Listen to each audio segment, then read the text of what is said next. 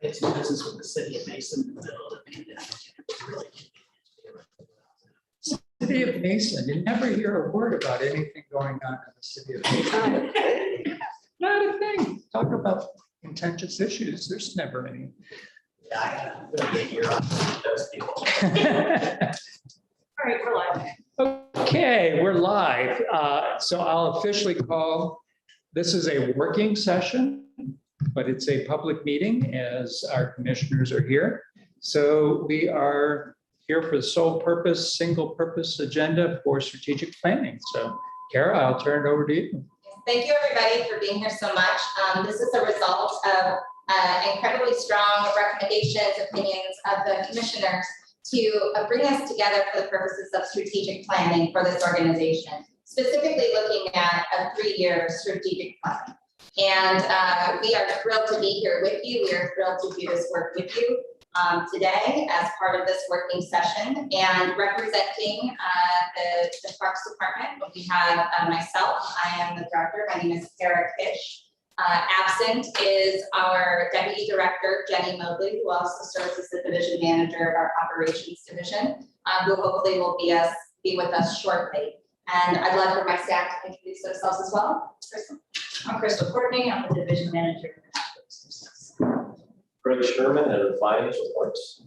Rocky Murs, Division Manager for Communication, Engagement, and Development. We are also accompanied today by Mary Huntrider, who is the Executive Assistant and is taking care of us today for the live stream.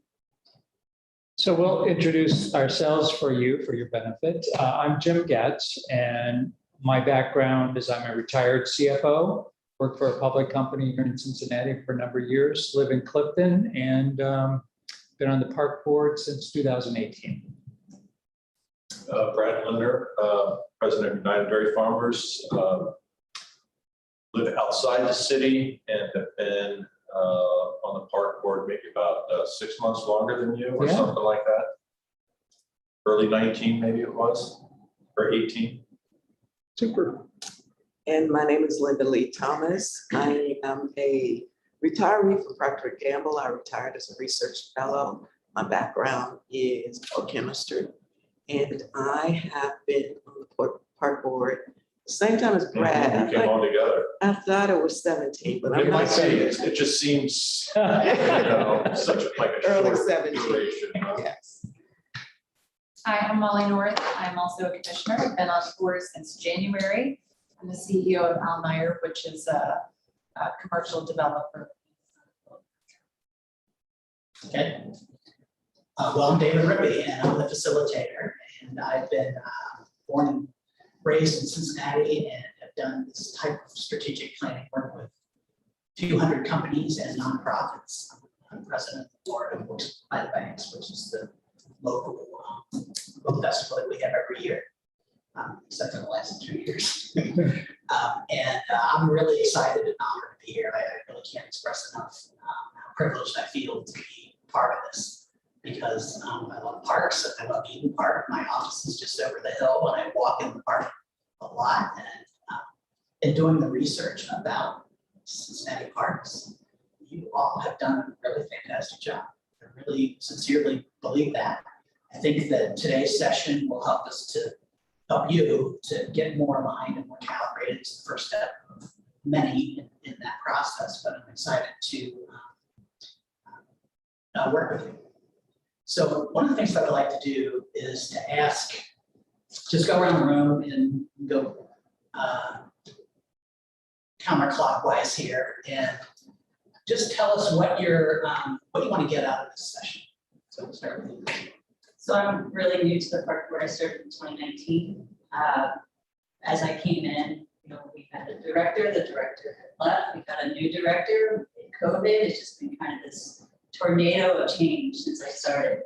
So I see this as an excellent opportunity to get aligned collectively, to build a collective language that we can take back to our staff and just really try to build camaraderie around the mission, vision, and objectives of the park board.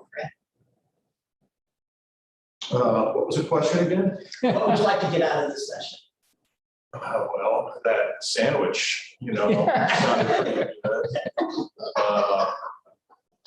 But no, strategic sessions are my forte. I love all day meetings. Get out of here alive, maybe. No, yeah, I think as Crystal said, it's been a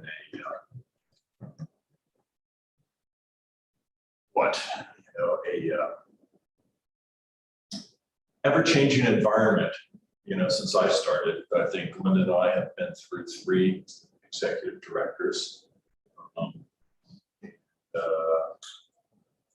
I guess just looking for some alignment on where we're going, reflecting back on where we've been, what changes need to be made, if anything, and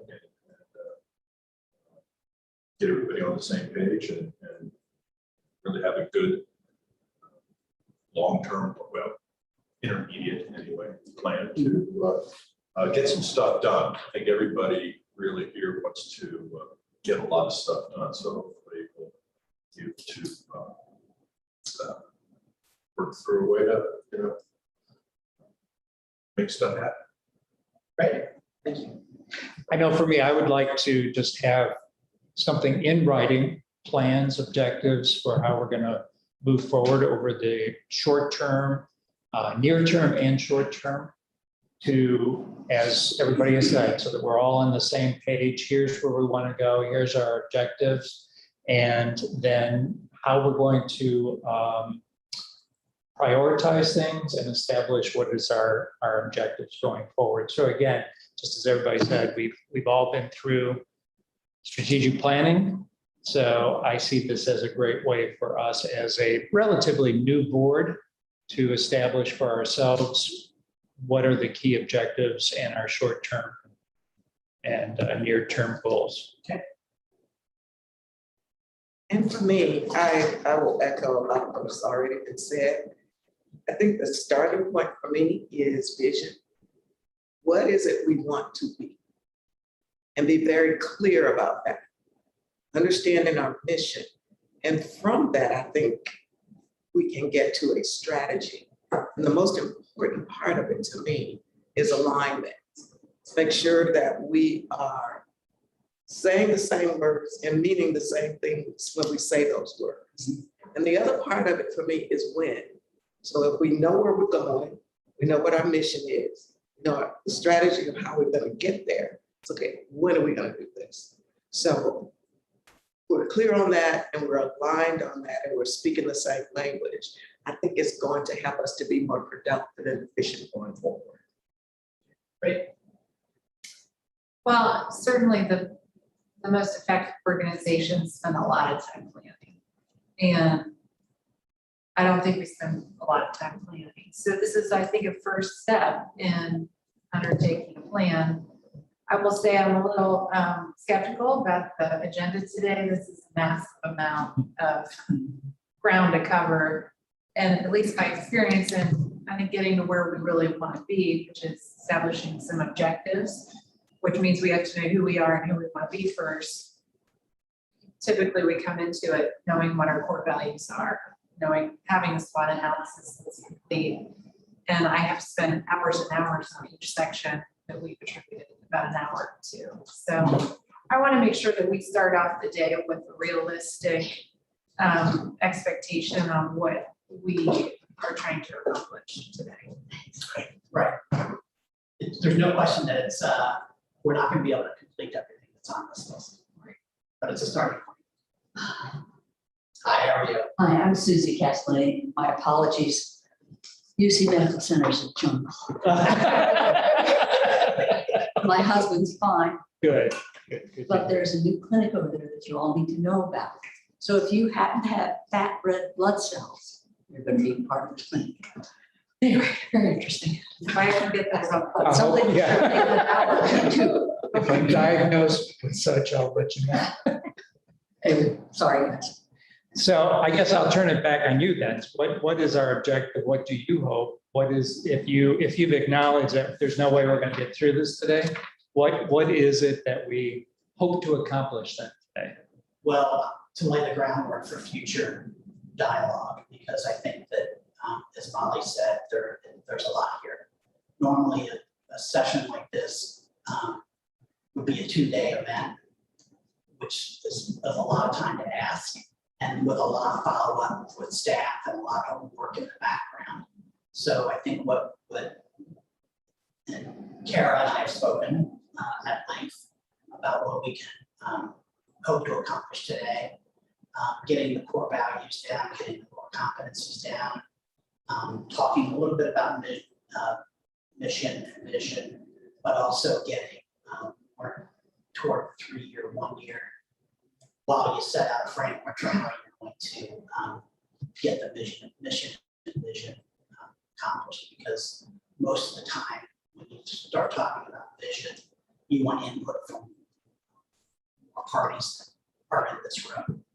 Like you want input from the community, from various stakeholders, various constituents. So it started out as one set of things, and then it kind of morphed into something a little more practical. I don't know if that answered your question. Yeah, I think it's important that we establish what is our role as the board, and what we would be responsible for, or the key drivers for.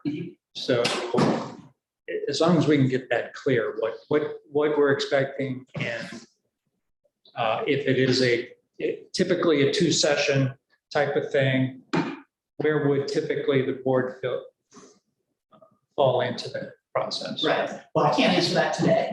I'll be able to answer it by the end of the day. Okay. So, I mean, I think we have to see what the answers are to the topics that come up. So everybody introduced themselves, and then we went around the room and we're talking about what we'd like to get out of the session. So do you have something you'd like to get out of it? Okay, I've been through a lot of strategic, the various boards and so forth. And I'll tell you, I've never been very impressed with it, all right? Because after you spend umpteen days, hours, months doing it, you get it all written and so on, and then you start to march through it. And sure enough, the first thing that comes up, well, times have changed and we can't do that. And we don't dare change it. So why'd you bother to start with the whole process to begin with? And why did you spin our wheels?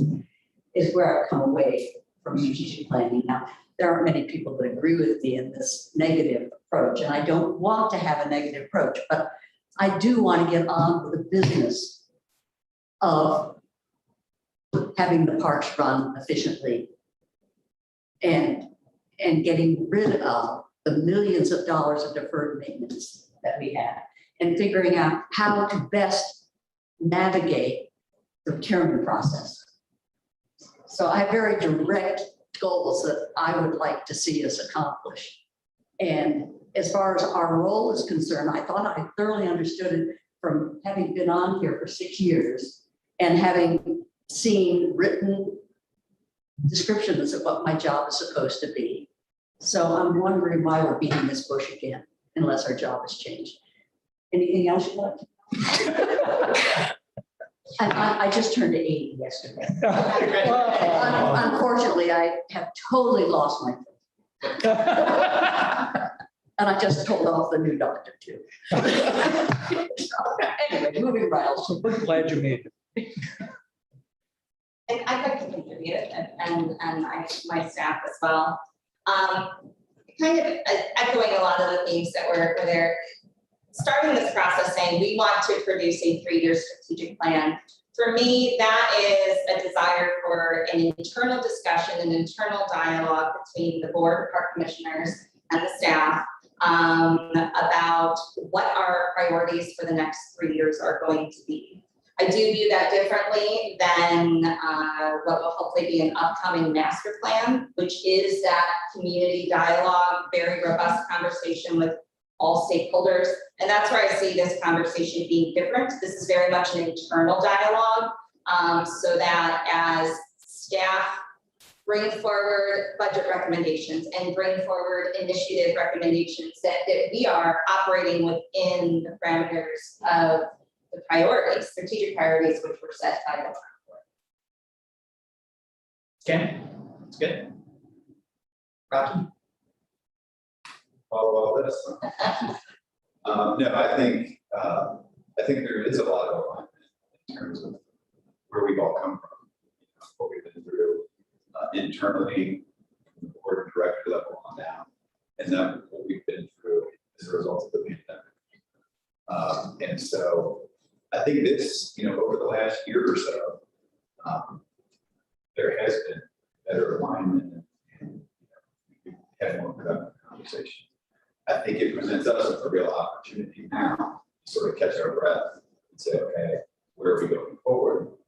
And then finally, I'm excited because just with our sort of structure we have here with the board and staff, we don't get a lot of opportunities like this to sort of dig deeper into the issues. So I'm really looking forward to that communication. Great.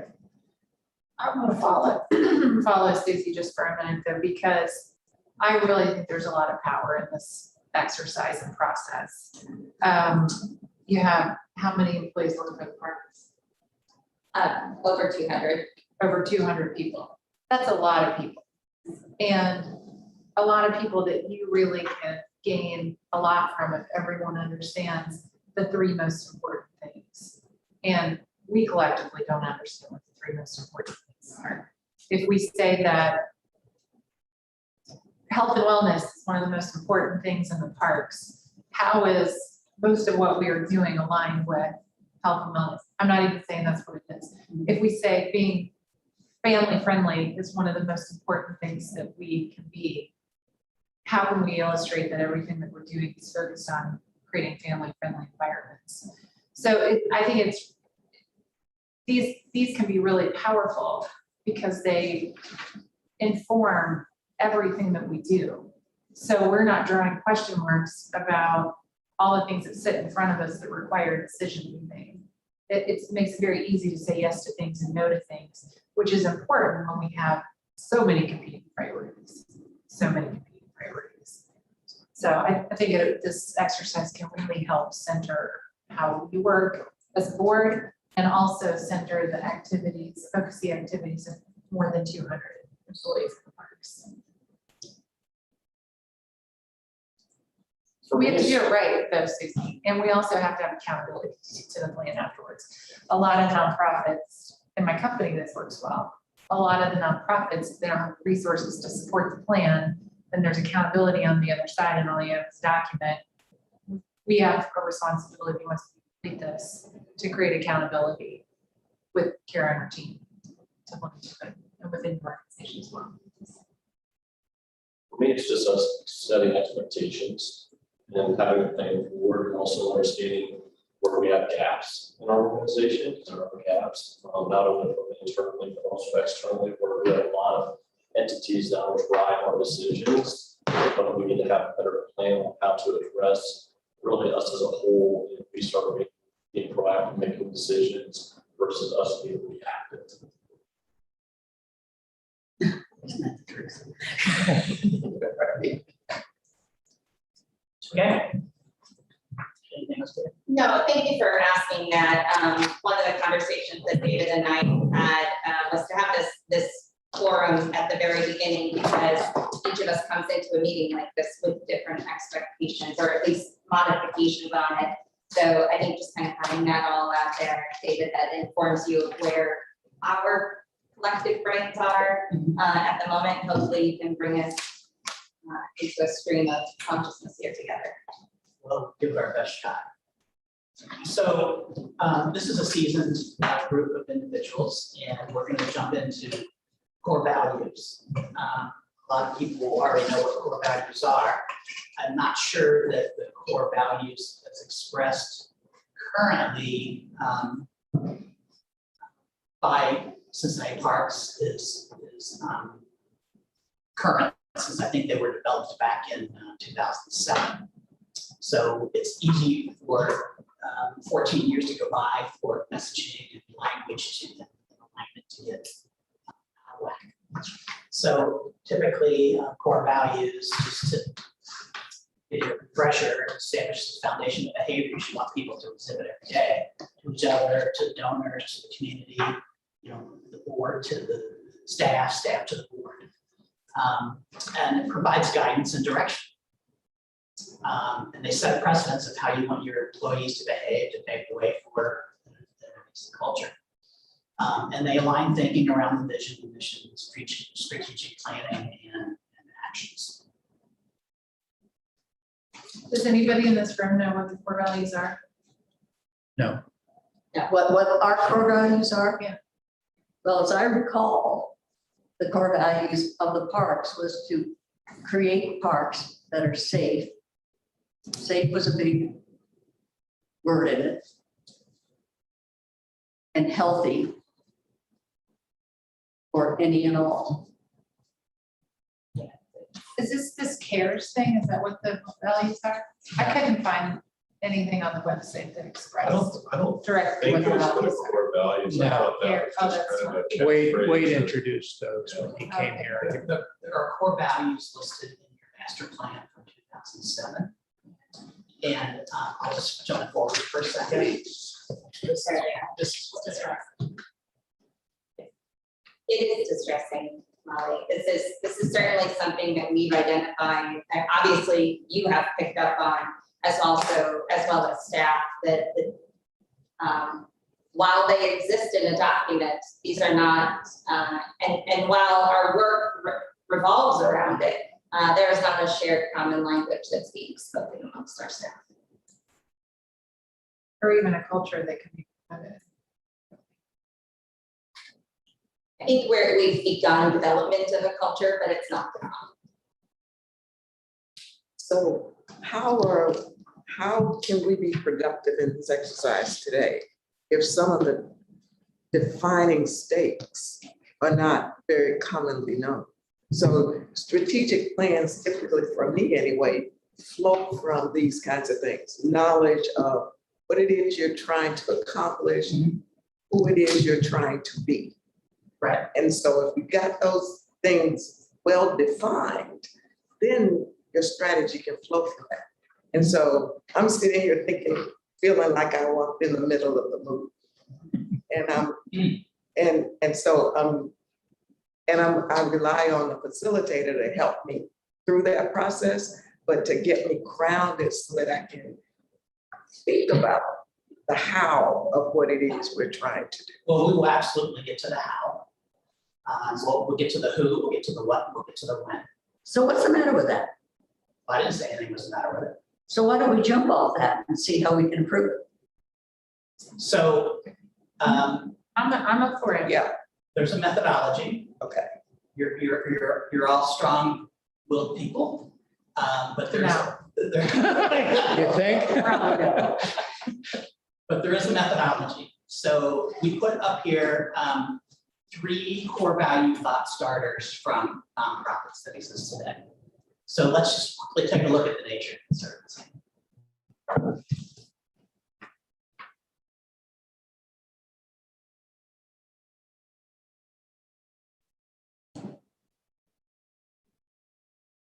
Just gotta scroll down to it. Keep going. Keep going. So the Nature Conservancy started with top line integrity beyond approach, respect for people, communities, and cultures, and then defined within that what that means. And if you scroll down a little bit further, this is actually a very lengthy set of core values: commitment to diversity, one conservancy. So that's an example from the Nature Conservancy of what they worked on within their organization and with their board.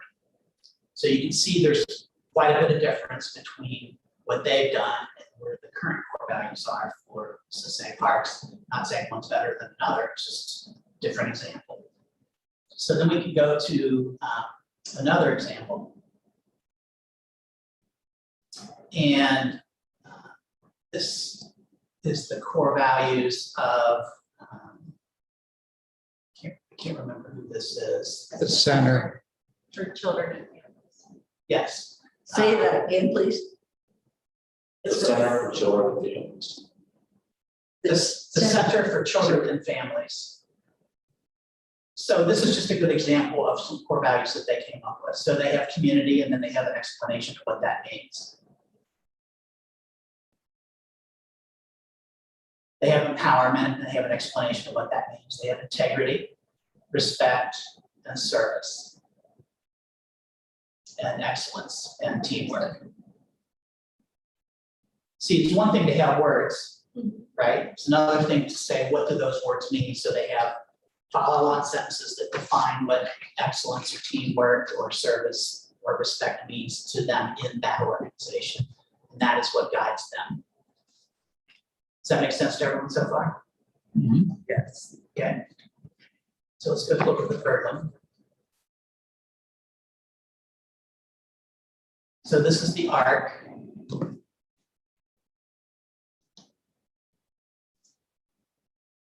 And they do a very similar thing. They have people first, they have an explanation of what that means, they have equity, community, self-determination, and diversity. So when I look at the core values from 2007, which in theory are in play today, there's no real explanation of what these things mean. So there's two things you can do. You can dovetail off of this and say, okay, what do those mean? But keep in mind that we're 14 years old. Or we can come up with, we can do an exercise in which we think through what are our core values. And I would prefer that we start afresh. Does that make sense to You people? can go back to the screen that shows those.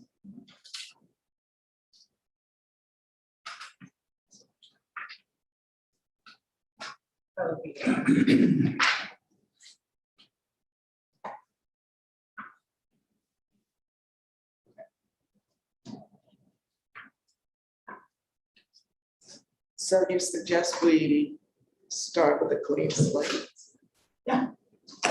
Which doesn't mean that these can't end up in there. It just means that they're 14 years old, and I don't know how many of this team were involved in that, and I don't know if they're relevant today. You could look at it and say it's very relevant. And this is what we need. You can decide. You could go a lot of different directions, but let me show you what the exercise is. I think I'm locked up. Well, I think you have to point it to the system, right? Not to the screen. Yeah. You point it. It can help sometimes to point it over here. Still locked up. Yeah, let me see.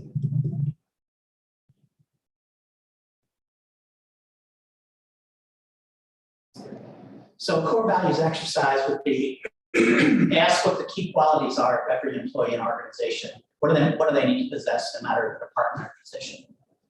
What drives our decisions? Are there certain fundamentals we're not willing to compromise on? Think of what you admire about your team, which of their attributes and behaviors you have to provide the best elements of our organizational culture. What do successful employees in our organization share in common?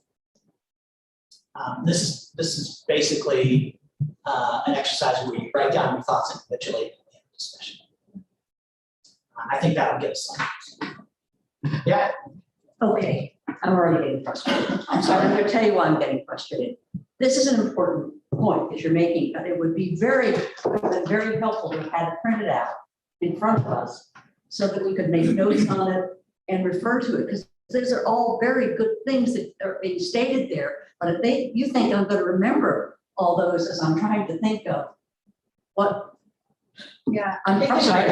I had to pull out from old strategic planning things that were helpful, that I think would have been helpful to all of us. Just here's a list of key standards and values and core competencies, and just words, that 2 pages of words that help me think through what they should be. So something like this would have been nice.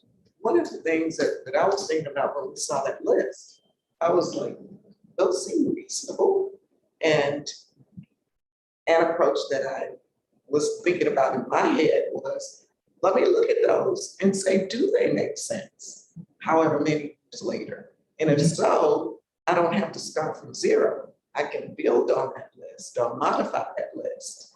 Because some of those things are very relevant, but I look at the list and I can think of things that are important today that might not have been important in 2007. Mhm. So.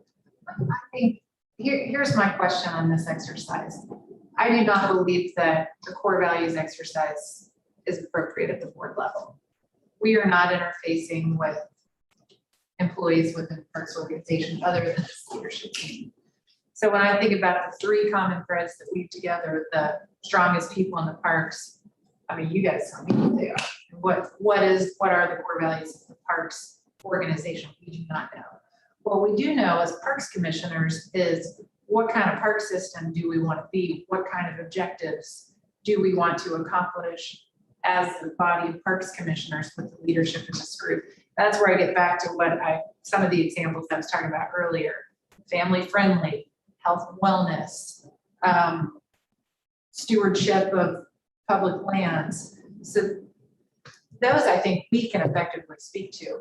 This is a staff exercise. This really, we can engage on it with some work, but the workshop level that we're talking about conducting right now, I think that this has to be done led by you, Kara, with facilitator with your team.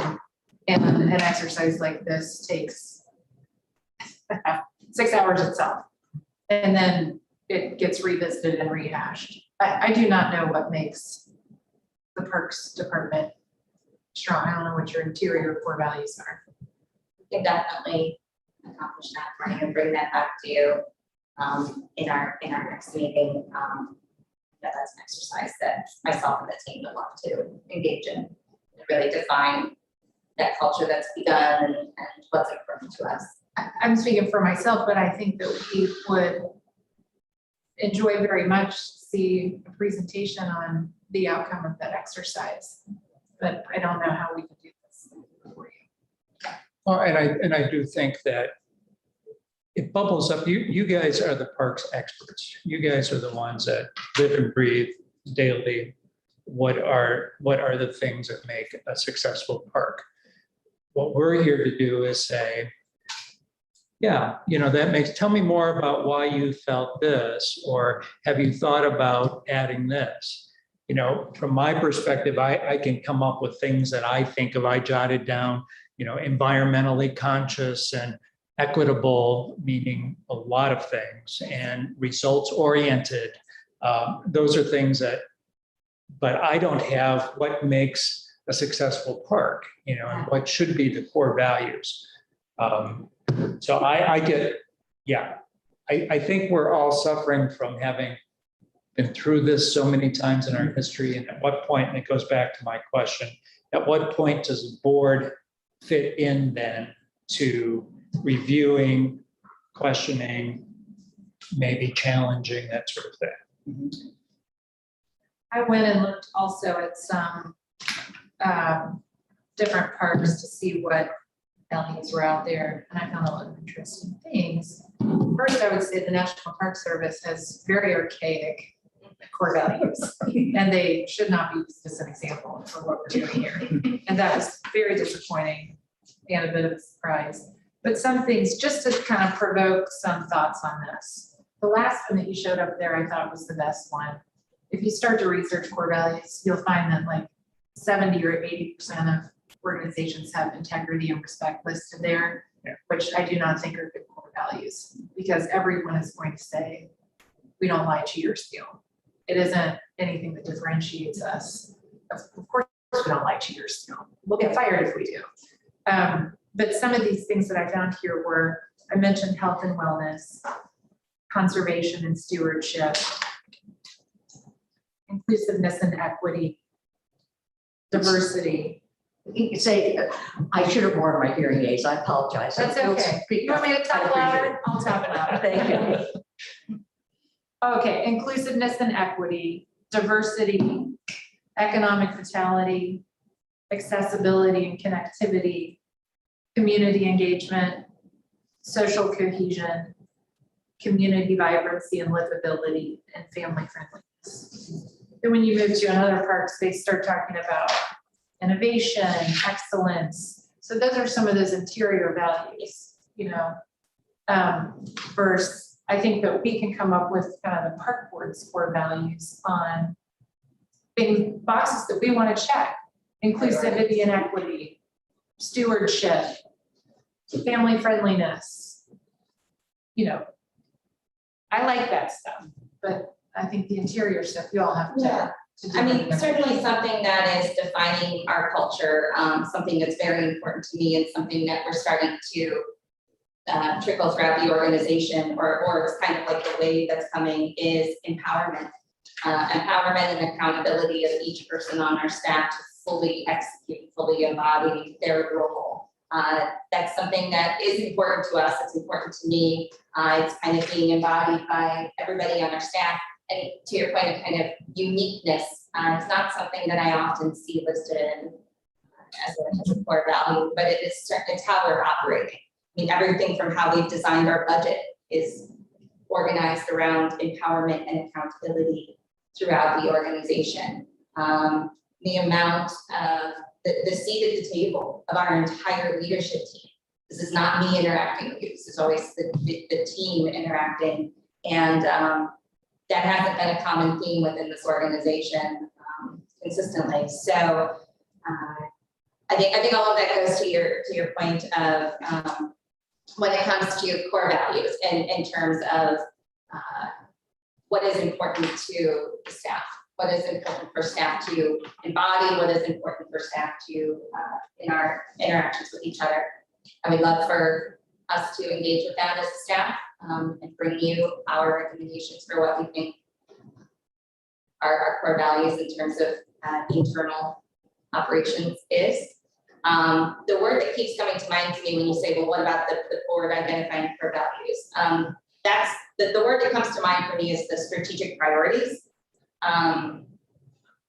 That's the word I use more than like a value. I don't know if that's just semantics or if it's just if there is a difference there, but you know, those are the things that, you know, if we're coming to you with ideas for projects, or we create the biannual budget, we say here are the things that we think are important. We're basically just throwing things up on the wall, and you get to respond and say, oh, we like that or we don't like that. But we're not operating from a real structure of other than comments that are made during the board meetings. We're not operating from a real clear structure of what is it that the board wants us to achieve. And that's why I think whether or not your values of the board, priorities of the board, you know, we could then only present you with things that align with those values or priorities. Yeah, I guess a few things to react. Let me start back with something that I thought before. There's, in my mind, there's an inward facing and outward facing as well. And I think from our objectives here, I know when I think about the objectives or the values or the mission, it goes back to mission. What is the mission of the park board? You know, and that's where we're saying, and I'm right down the list with you, Molly, as far as environmental consciousness, you know, equity and accessibility, family friendly, clean, safe. Those things are outward. That's what we want our park system to be. Internally focused, though, I do think when we're talking about what are the characteristics of the park board staff and leadership, that's where I've got objectives in my mind, where I think about the results oriented, the accountability, empowerment, inclusivity, that sort of thing is interior focus for what we would be looking for from staff. And then the last thing, when you're talking about our priorities, that gets back to the how. How are we going to be inclusive? How are we going to provide? How are we going to achieve conservation? How are we going to achieve those things? So again, I think I'm agreeing that there's some of this work ahead of time that can be done. Then we can step in and say, okay, so what are our priorities specifically? How do we do that then? And how do we make our park system accessible? How do we make it inclusive? How do we make it family friendly? That I think comes after these big picture things that we've started. What I hear you saying, Kara, though, is please, park directors, commissioners, whatever we are, give me direction, give me a roadmap. Tell me what you want me to accomplish this year. And so that I can do an appropriate budget in order to accomplish the things that you are finding important this year. Is that what I'm hearing? Yeah, and not just tell us, but really the desire for this to be a collaborative discussion, ultimately the decision made by the commissioners. But you have had a chance to get to know our team very well, and I know that each of you feels the same way about that I do about everybody in this room, is that there's a lot of talent and treasure within this room that can be utilized, served as an asset to the commissioners. So yes, it would be, what I would love is clear direction from over the next 3 years. We want to see, green space added to neighborhoods in order to ensure equity. We want to see trail revitalization and connectivity. We want to see these kind of different strategic priorities. We could then take those overarching themes and produce the annual budget for you, produce annual goals that align with those. The other thing too, to keep in mind is we've had that very expensive study done Yes. that's gone through and said what shape every single twig is in every single one of our 121 It parks. did get into the quiz, though. Just the weeds. huh? That's phase 2 of the study. But that to me speaks to restoration and renovation Yeah. or preservation. But it certainly should help be part of the roadmap. Yeah. That these things that are in worse shape need to be addressed first or gotten rid of, and that decision can be made. Well, I have heard loud and clear from the commissioners in every meeting that tackling those items on the strategic or on the infrastructure study is incredibly important. But to your point, like it's not formalized, it's not identified somewhere. That preservation of our assets and or restoration of our assets is a strategic priority. So it's those. For me, it's just that disconnect at this moment from we listen to every word that you say, and when we are working and when we're preparing recommendations, we are constantly thinking about the comments that you've made. But there is no really collective shared language between us about what really are the focuses. And I think that we have a unique opportunity in this 3-year strategic plan. I have shared with you also that sometime in the very near future, I would like for us to embark on a new 10-year master plan. We have an opportunity today with the strategic plan to have this internal discussion, internal cooperation, internal agreement about what we're going to do over the next 2 to 3 years. And then sometime in that 2 to 3 years, then we have the larger community discussions. That really then answers what does our community need us to be. Right now we're kind of in a space where, yes, we're asking what does the board want staff to focus on for the next 3 years.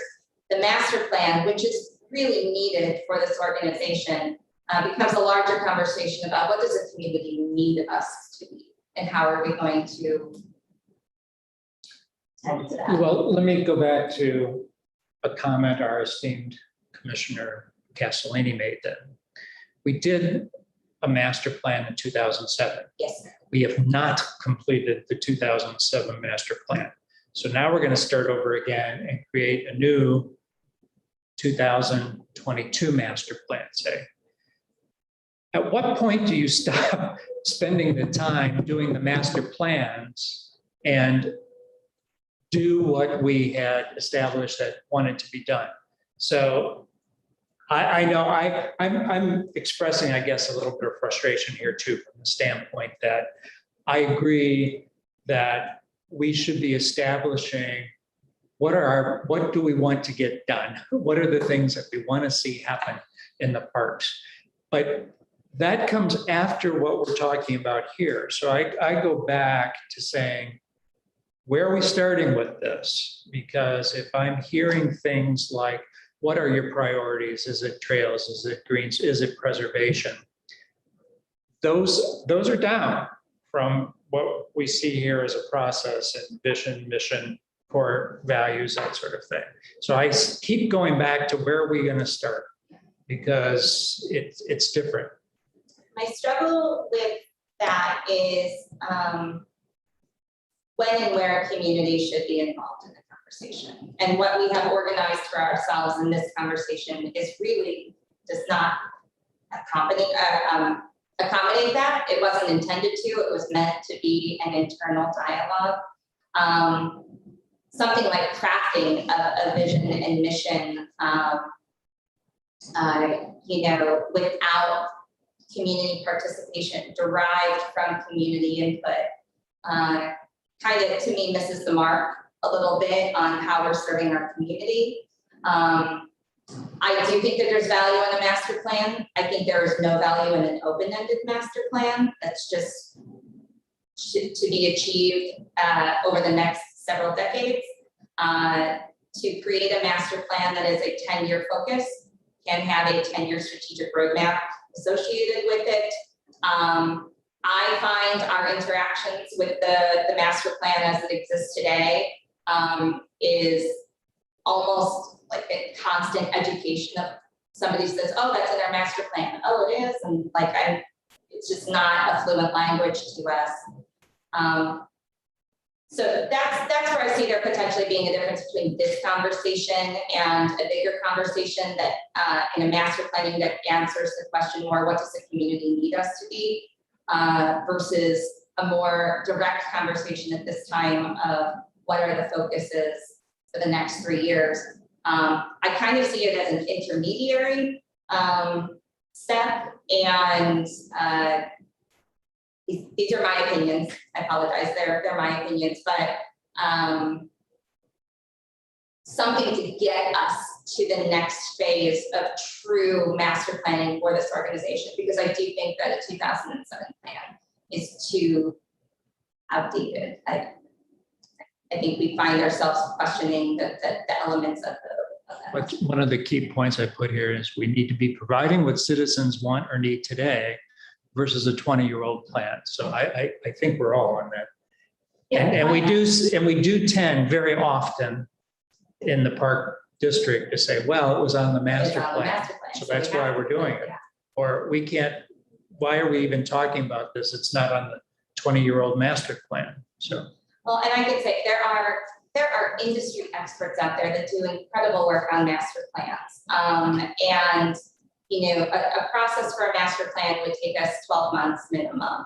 And so if, for example, there was a 25 to 35 plan that was produced, one of our strategic priorities, could be that in the next 3 years, we would. Well, let's call it from shaft. Okay, here I go again. Sorry. Let's do it. Let's take the master plan as it exists. Let's review it. Your team should review it and say, this doesn't apply, this doesn't apply, this doesn't apply, this doesn't apply. And it's a starting point, okay, to creating another one or updating it or whatever phrase you want to put to it. But just to blanket and throw it out the window doesn't make any sense to me. So let's correct it. That's the question I was going to ask. Does the current master plan still represent the vision of the board? I have no idea. I have gone through it recently, but it's not something that we look at. It's not reported against. We don't have goals established for it. But I do think there are things in there. I mean, we're redoing Inwood Park right now. That was part of the master plan. So it was made, and we moved it up in front of other things in the master plan. So there is still some value that there were things that were identified. But I think, to your point, there's so many other things that I think have importance over some of the things in that 10-year, that 14-year. That's where it comes in terms of stuff, but lack of having sort of that clarity, even in other ideas crop up, or proposals come forward, it's kind of a guessing game. It's like, well, should we bring this forward? Is this what they would want to see? Where does this fit in our priorities? So just in that short-term period, or even the longer term, you don't have a roadmap to get off the road. You end up going other areas. So Well, it would I be think nice. everybody's kind of saying the same thing, that there's, we need to better clarify that. That's sort of like what's the best way to do it. I think if we could just list those things that need attention. Certainly the master plan is one. So then what is the attention we want to pay to it? Do we want to take a look at it, go through it and see how relevant it is for today and make the appropriate adjustments? I don't think it'll take 12 months to do that. If we start from scratch, perhaps, but I don't want to start from scratch. So the master plan is one thing. Our core values is another. Where are we on that? And there are external and internal. And I think Molly is exactly right. There are things that staff need to handle. But to me, those are more cultural. What is the environment we want to create internally? Then there's, what do we want to be for the public?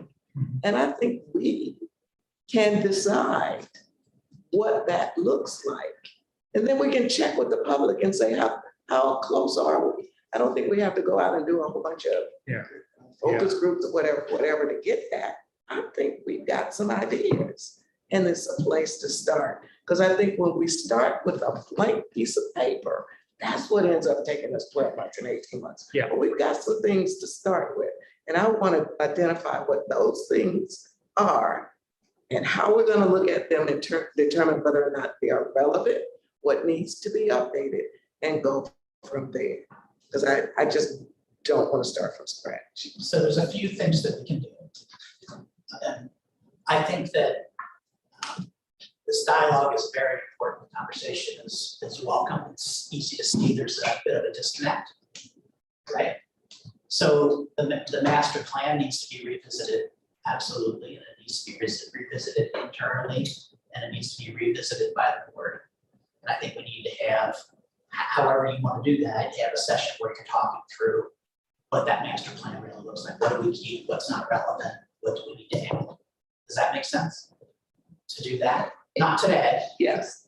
The thing I would add to that is whenever we do whatever we do, then a part of the commitment we make is that at certain intervals, we are going to review it. Otherwise, it becomes a document that's in the desk somewhere on the shelf. Yeah. But like most. And so it strategic plans. doesn't have any utility Right. unless we make a commitment that we're going to live with it and continue to review it. So the second thing is there are certain exercises that we talk through that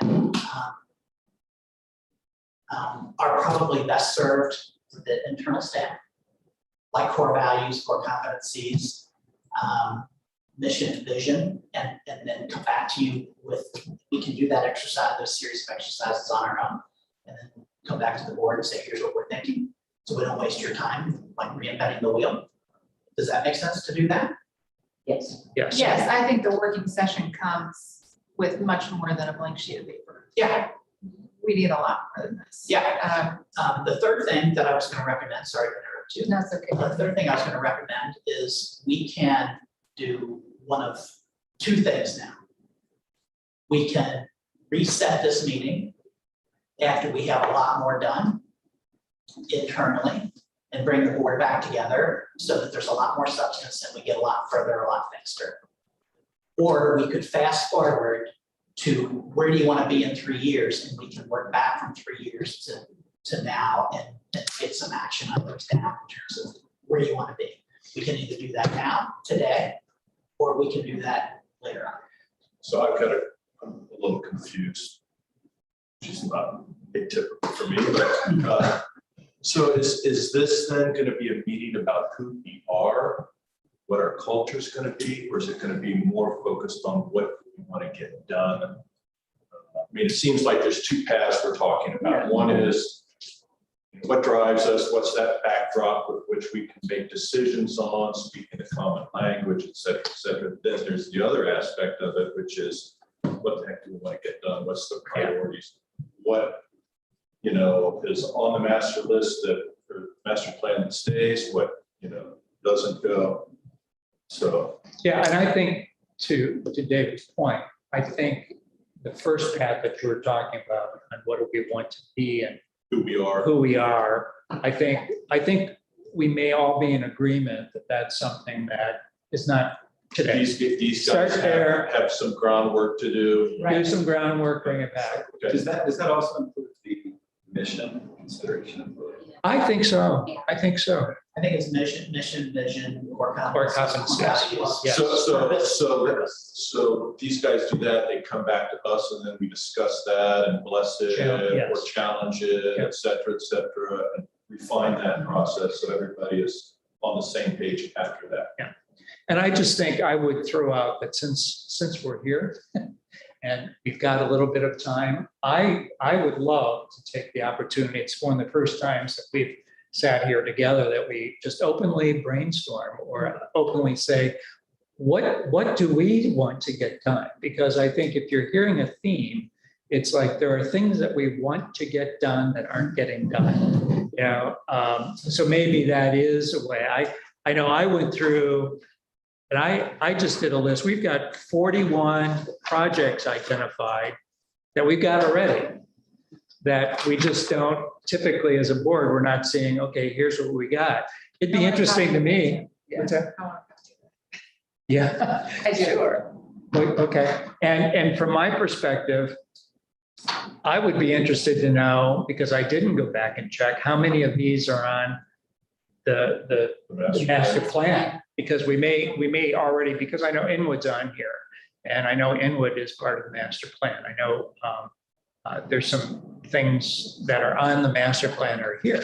But to me, it's like the value of us being here, maybe it's good just to get in writing so that we all know where we are on what we would like to, as commissioners, see getting done, because that's, to me, That would be so helpful to us. Two things to comment or I can attribute one to Mike Tyson and I don't know the other one. Watch said, your ears. but, protect your ears. But planners are just people that make their mistakes 10 years out in the future. And the other one is everybody, Mike Tyson, everybody's got a plan until they get punched in the mouth. So what we've got is, we've got a master plan, but we keep getting punched in the mouth with some of these other projects, opportunities, et cetera. So I think one of the things we have to figure out is how focused are we going to be on the master plan? It's on the master plan, that's all we want to do. We don't want to hear anything else until the master plan is done, or you weave in the other stuff, but then how does that balance between what we've got on the master plan and what comes up, in day-to-day business, year to year? It's a tough exercise because you're correct, it happens constantly. Yeah. Whether or not it's phone calls to our offices or initiated opportunities, initiatives of. And I would not want to just say, we're locked into the master plan and we're gonna have blinders on there. That's just unrealistic. But, we've seen, I think if you go back and look at that 14-year-old master plan, there's a lot that hadn't been done. Now, some of it, was wishful thinking and big ideas, et cetera, and it's a different world today. Do we know enough today to paint some picture of what we want to do, or what we want to accomplish in 3 years? Do we know enough? If we could do that, I think we can define that. and then we could back, as you said, back up from that. And there are some things we can evaluate. This thing we want to do, and we want to accomplish it in the next 3 years. How does that fit with the master plan as it's defined today? Does that make sense? So at least we take advantage of the time that we have together to start painting the picture of what we might be able to say in 3 years, here's what we've accomplished. So my recommendation is that we take 5 minutes for a reset. And then we come back and we start 3 years out. What do we want to do? What do we want to accomplish in the next 3 years? Before we take that 5 minute, I'd love to contribute to this discussion, maybe just to get your brains percolating here. I wrote down some things that I have heard common language spoken from the commissioners. Things that I think this is my presumption of things I think represent the commissioners as a whole. I'll just read them quickly, and then if any of us connect with you when we come back together or anything. I've heard this commission talk, the park commissioners talk about trails and trail connectivity. I've heard the commissioners talk about preservation and restoration of our assets. I've heard the commissioners talk about expansion and sustainability of our urban canopy. I've heard the commissioners talk about conservation of our natural resources. I've heard you talk about volunteerism. I've heard you talk about operational efficiencies. I've heard you talk about partnerships. I've heard you talk about focus on our neighborhoods specifically and equity of land. That is my best attempt, my brief best attempt at trying to capture what I believe I've heard from you over the last 3 years. And so maybe that is a starting point. I smiled when you said, do we have, you asked, do we have enough to get started, or do we? I think you do, because I'm hearing common themes arise from the commissioners in each board meeting. Maybe this is just an opportunity to. I think another one of our frustrations is that we are reactionary as opposed to proactive, which is not the way to run an operation. And big example of the deer hunters, and hours spent and so on and so forth, et cetera. Yeah. Okay, so that's something that we need to correct. And how you correct it, I don't know, because it's always going to be a crisis. I know you want to take a 5-minute break, but I can't help myself. I mean, I don't think that there's a big mystery about what makes a park great, right? We know it's clean, we know it's safe, but we know that we have these historical structures which make our parks amazing. We know that great parks have places where kids can play and there's up-to-date equipment there. We know that great parks aren't just filled with a bunch of asphalt, they're very green, they're vibrant and lush, and great parks have trails. I mean, when I go to other cities, these are the things that you hear people say about either our parks or their parks. So I don't think there's a lot of mystery here. We do have the $74 million report. I am pretty sure I brought this up. I don't know how many times, I'm gonna say 5 or 6. We have to use that report to identify we are going to do something about this, or we're not going to do something about this. If we are going to do something about it, it's gonna be in year 1, 2, or 3, or 10. I don't wanna do that exercise. That is absurd for a board to do that exercise. You need to do that exercise. I do not know why it is not done yet. I don't know. And we keep talking about this report, we get public feedback about this report, and all we're doing is sitting on a stack of paper. This is my perspective of how much we've accomplished with it. I do feel like there is, in Crystal's area, some perspective on what we actually want to accomplish. We've got this many trees, we want this many more. I mean, I'm feeling that there is a lot of focus on where we are today versus where we want to be. We need to take that approach to everything that we do, the historic structures, the number of miles of hiking trails, the idea about connecting these hiking trails and the Widow Woods and all that. It came from this report. I didn't like dream that up. I mean, I read about it in here. I was like, I didn't know we could do that. That's an amazing idea. It's amazing. So I would like to see there are areas of this park system that you're managing, whether it's trails or tree canopy. This is basic stuff. Here's where we are today. Here's where we want to go. Tell us that. Tell us that. You guys are the experts and tell us where we want to go. We know we want more trails. We know we want more green. We know we want good playground equipment. I mean, I've already said all this stuff, but I don't know, there's no mystery to this. We just need to make a plan to get it done. The one that I would add to that is consistency. The thing that frustrates me is going to one part and it's fabulous, it has all those things. And going to another part and say, does this really have our name on it? Right. I don't think we should live with that. I think we ought to have a standard that no matter where you are in the city, here's what our park should look like. That'll be a challenge because some of these parks are endowed and some are not. But that's a challenge that we gotta live up to. And we have to solve for it. We have to Yeah. solve for it, exactly. Figure it out. I have one more thing to add before we go on break. Okay. One thing that would be really valuable, I think, in understanding how we want to look at these parks is to have some type of classification system for our parks. And I know that some of them are classified in some ways, but it isn't readily available and clear to us. But a classification system, so we know that if we are trying to achieve family friendly, these are the parks that achieve family friendly. And if we're trying to achieve preservation and stewardship, these are the parks where we're gonna try to achieve those in a lot of ways, but every park's gonna have a set of priorities. Based on standards. Based on standards, there's a bird preserve that you can't walk in, and then there's Snail Park, which is family friendly, thriving urban environment. You're perfectly hitting on some initiatives that we began that ceased during COVID. And those are all going to be housed under Crystal's direction. We call them what did we call them? Land management.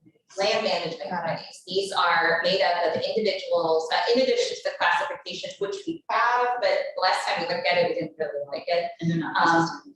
And not consistent, was to create a cross sample of our staff who attend to different types of things. We have water body management, hillside management, turf management, pesticide usage, or invasive species management. Just people who are on the front lines up to people who are in management, saying these are our standards for. That is something that Crystal's team is picking up the ball and starting to run again with. So, And I'll say the impetus for that was that whenever I started, they were managing the same asset different on one district versus the other. So how they were managing invasive species or where trails weren't really being managed at all, there was just certain assets that were being prepared. But there's no holistic best practice standardization amongst the park board to say, this is exactly how we're going to manage our playgrounds, this is our inspection frequency, and that is consistently employed throughout the system. Yes. And I think that's where we get into having, two Cincinnati parks that are very different. that was my first week of working here, was meeting with different managers, and the consistent line was, this is how we do it here. This is how we do it here. A lot of the work that we've done over the past 2 years is to realign our organization so that these silos don't exist, which was step number one.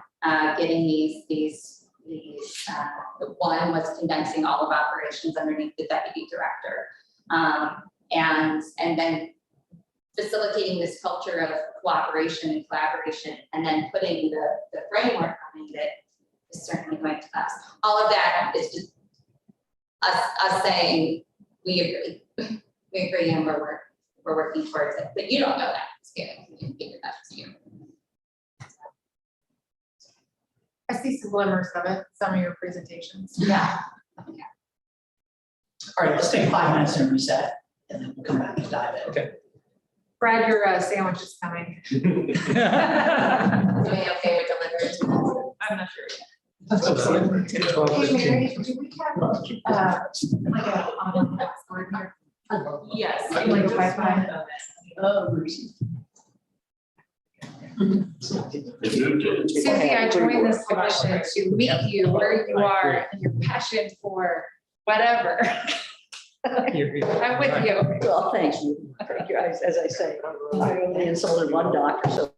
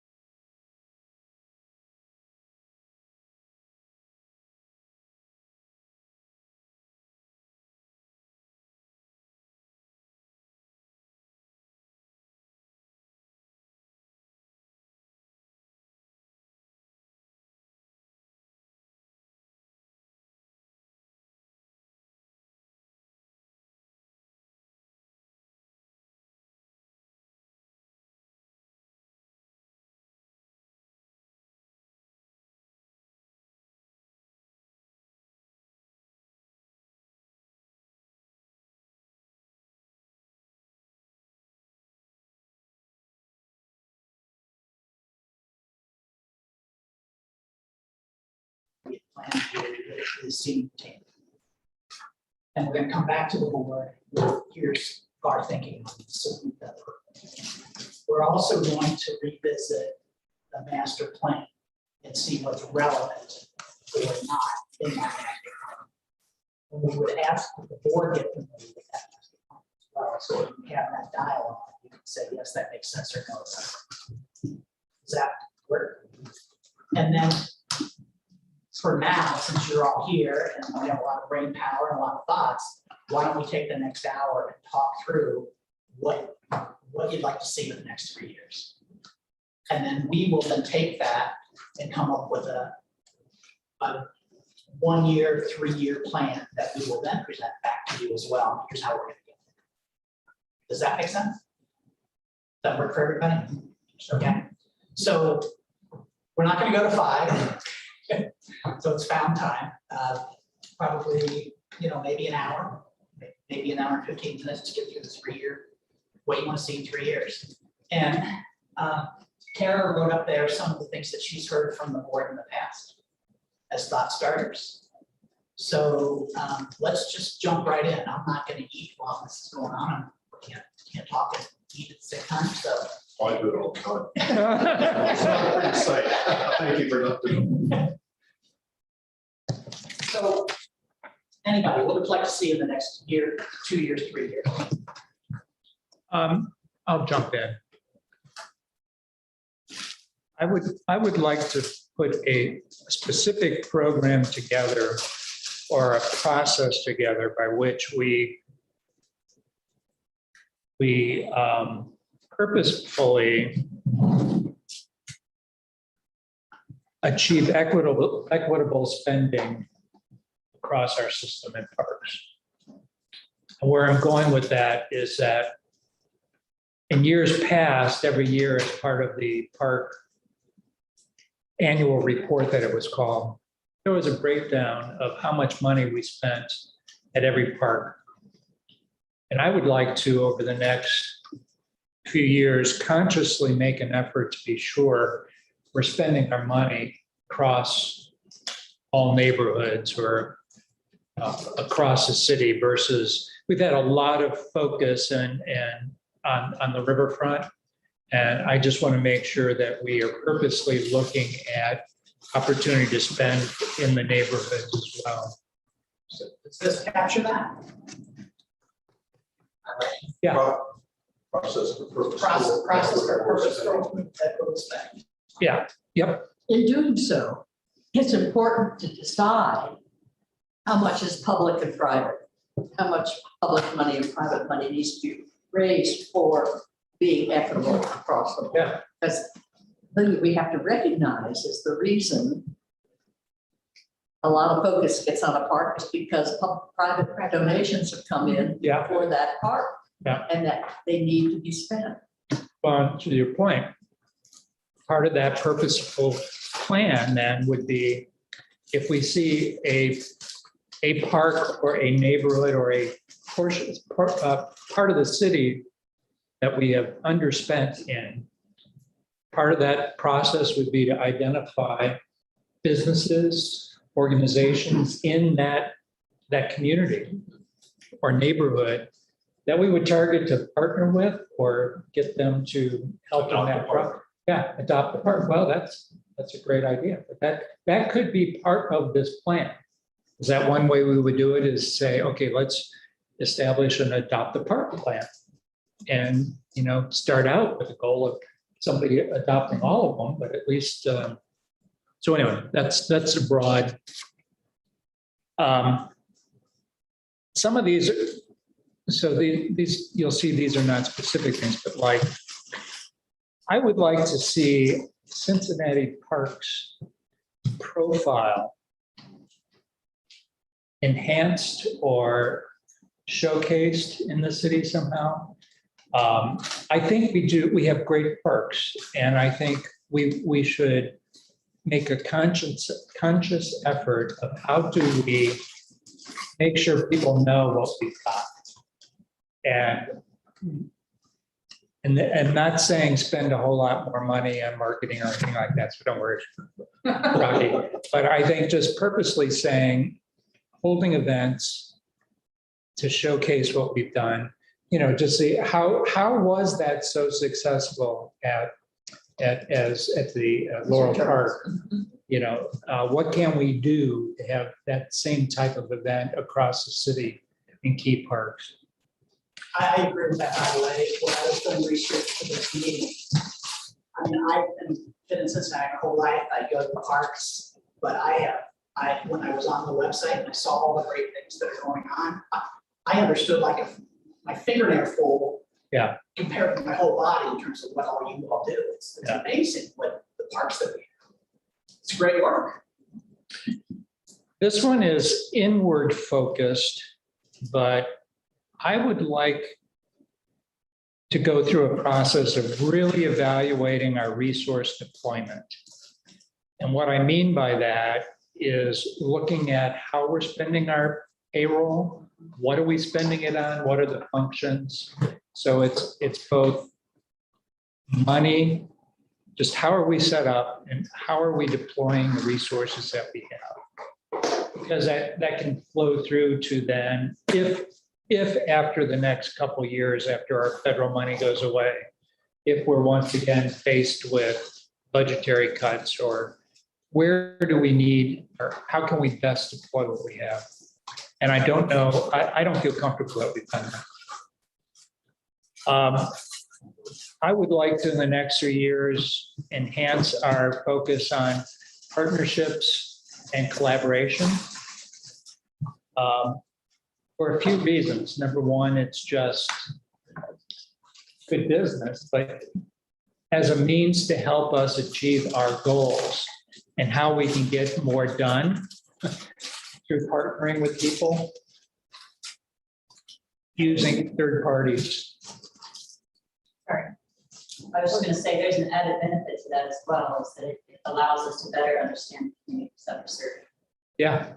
And it could go hand in hand with what we talked about here about being equitable and spending across the board and the adoptive, if we do foster collaboration or partnerships with organizations that park does what they want to do and as part of their mission, or a neighborhood or a business or whatever it is. Just, I think it's a good thing to do, that we are not self-sufficient. We can't accept that we're self-sufficient anymore. And then infrastructure, and this strikes on what Molly was saying, infrastructure. How do we preserve what we have and identify what we want to keep? That's exactly what you were talking about. And then the only other one I put on here was what I had said earlier. Really focusing on what citizens want and need today versus being bound by a 20-year-old plan.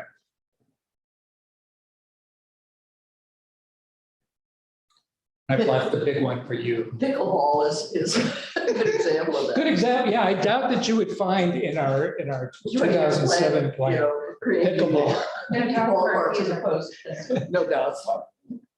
Yeah. Okay.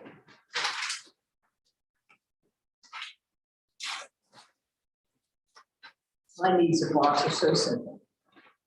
I know what your number one is going to be. Get that PNC bank account down to zero. That have money sitting in a quote unquote savings account that earns a zippity doo dah. It just drives me crazy. And for heaven's sake, we can't afford to have money unused. That's number one. Through 10, as far as I'm concerned. But the other thing too that I was specifically, as of our last meeting, want to see happen within about the next 2 months is I want somebody employed who is a specialist in procurement by the park staff. I want somebody working for the park staff that is a specialist in procurement, so that they can get us through that process speedily and effectively. and we need a specialist. I heard the director of procurement say that within parks, we have 2 liaisons. I'll let Craig speak to that. Yeah, so we have one, Alexa, who's new.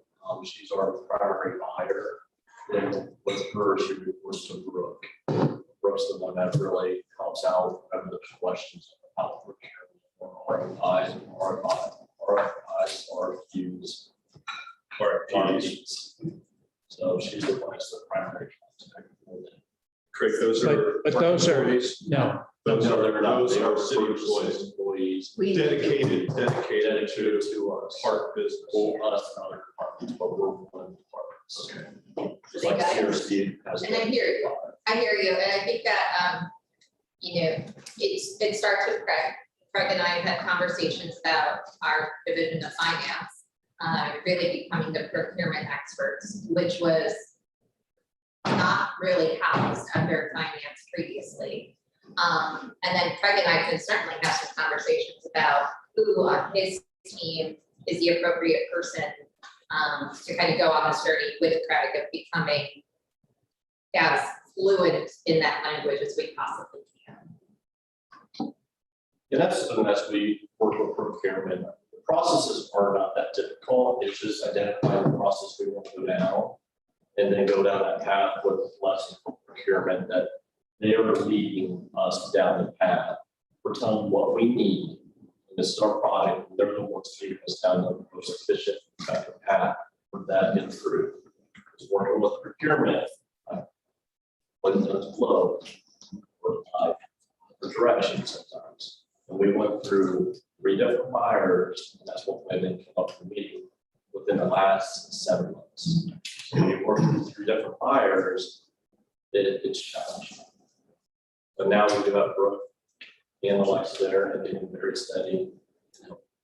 But I do think it's important for us to have in-house Yeah. subject matter experts that know their way around it, because Brooke and whomever are going to be here in a year or 5 or whatever. So we need to make sure we understand the most, not maybe to the degree, but talk about getting led down the path. I want to make sure we've got somebody on our team that doesn't let us get led down the wrong path. it's only their job to take care of us.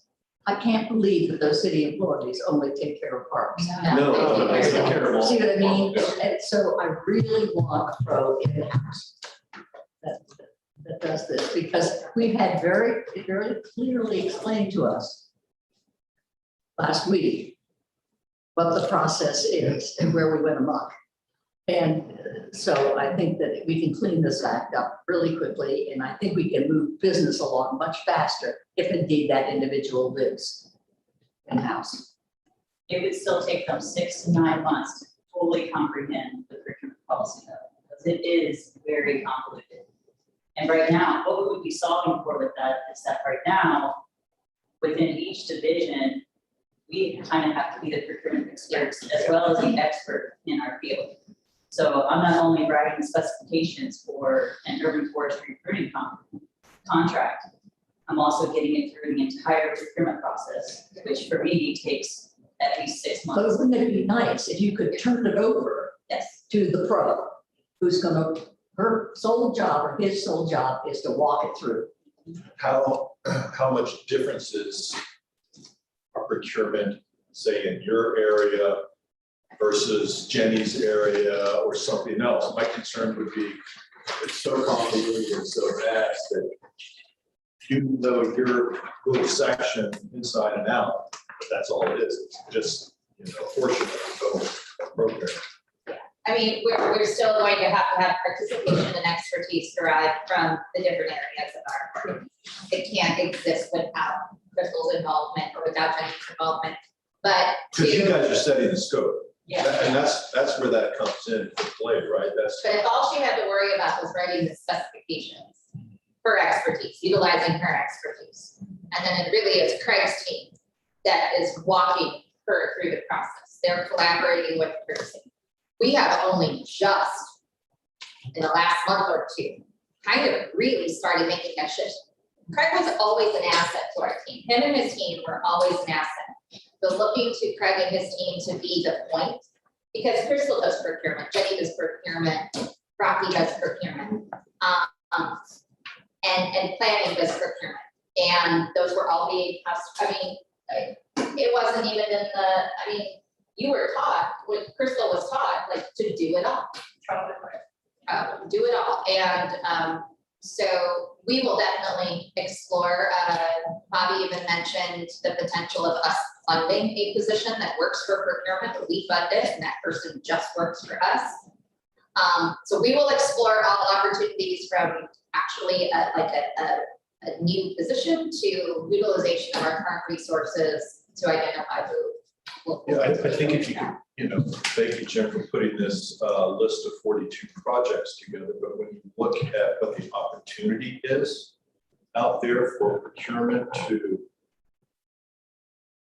improve schedule, improve cost across 42 projects, it very well may pay for itself multiple times over. To do that, may not, but this is going to be ongoing. So I think that's a really good point. I would also want to add that I'd like to see that the staff get fully staffed with respect to, and I know that'll happen a lot sooner than procurement, because we're in the process of that, making sure that we've got. You could go and hire one of those people out of the city that's supposedly in charge of us. At least they've got a base knowledge. I know procurement can take as much airtime as we want it to, but I want to have a couple other things on the wish list. I don't think I think we could gain a lot of alignment just by saying what we see when we walk in our parks and what we want them to be versus what they are. And I think, again, less asphalt where it's not needed. Burnett Woods is a perfect example. Anecdotally, a point worth making, I brought a group of leaders to the Hats Off lunch at Burnett Woods. I was embarrassed. The turf, we had a table on dirt, there was no grass. The walkway up to the bandstand is rooted asphalt.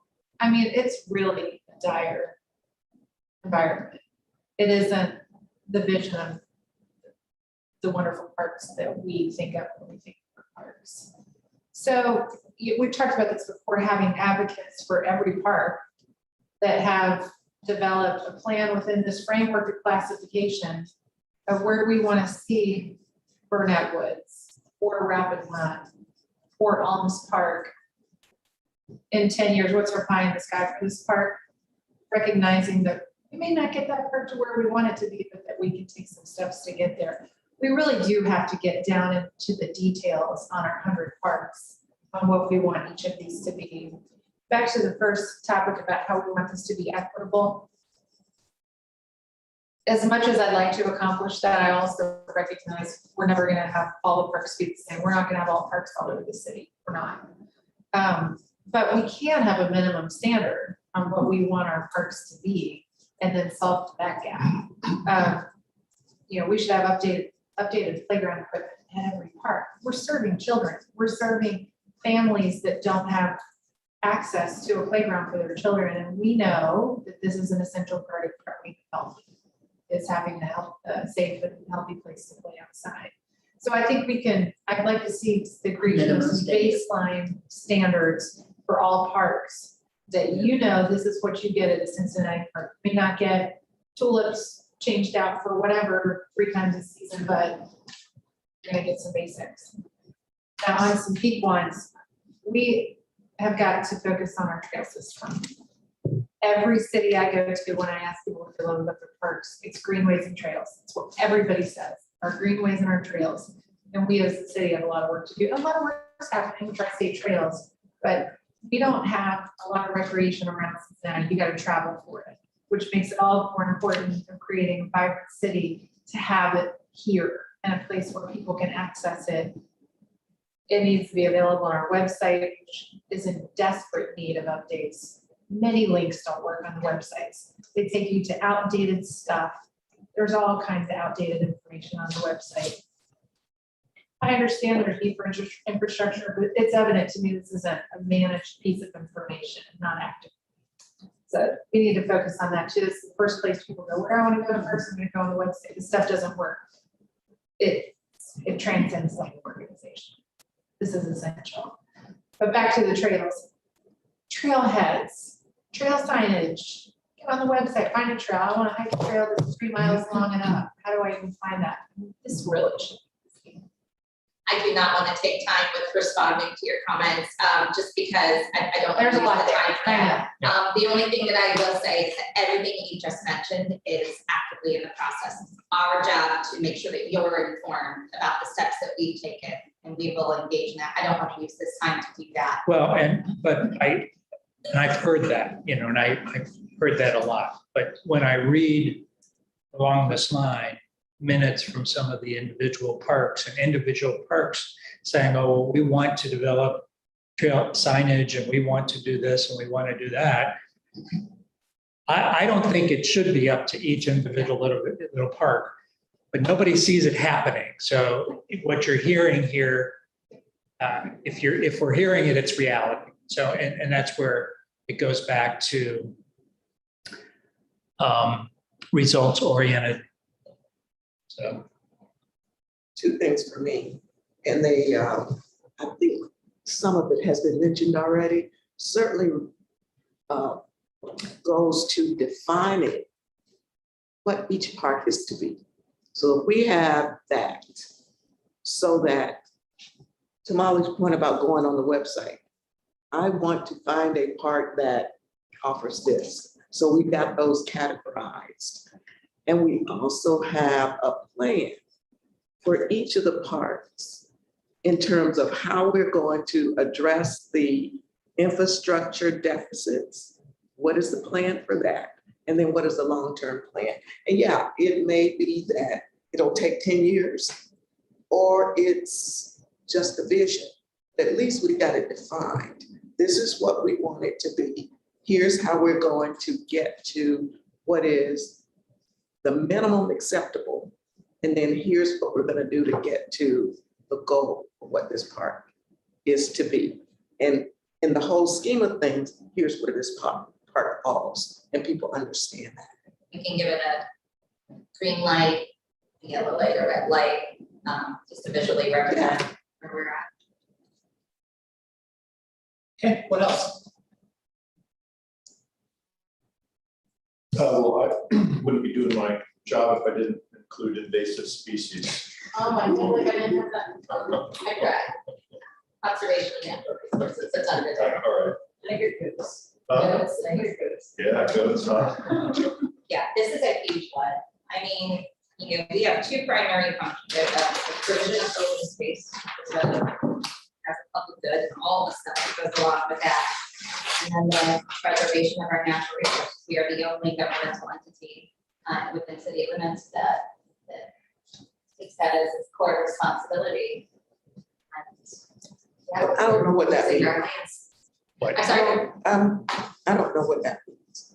invasive. Conservation of natural So, resources. our lands exist in 2 forms, either open space, which we provide amenities for, people can recreate in their chosen, a square foot of green space can be used by 100 different people, 100 different things.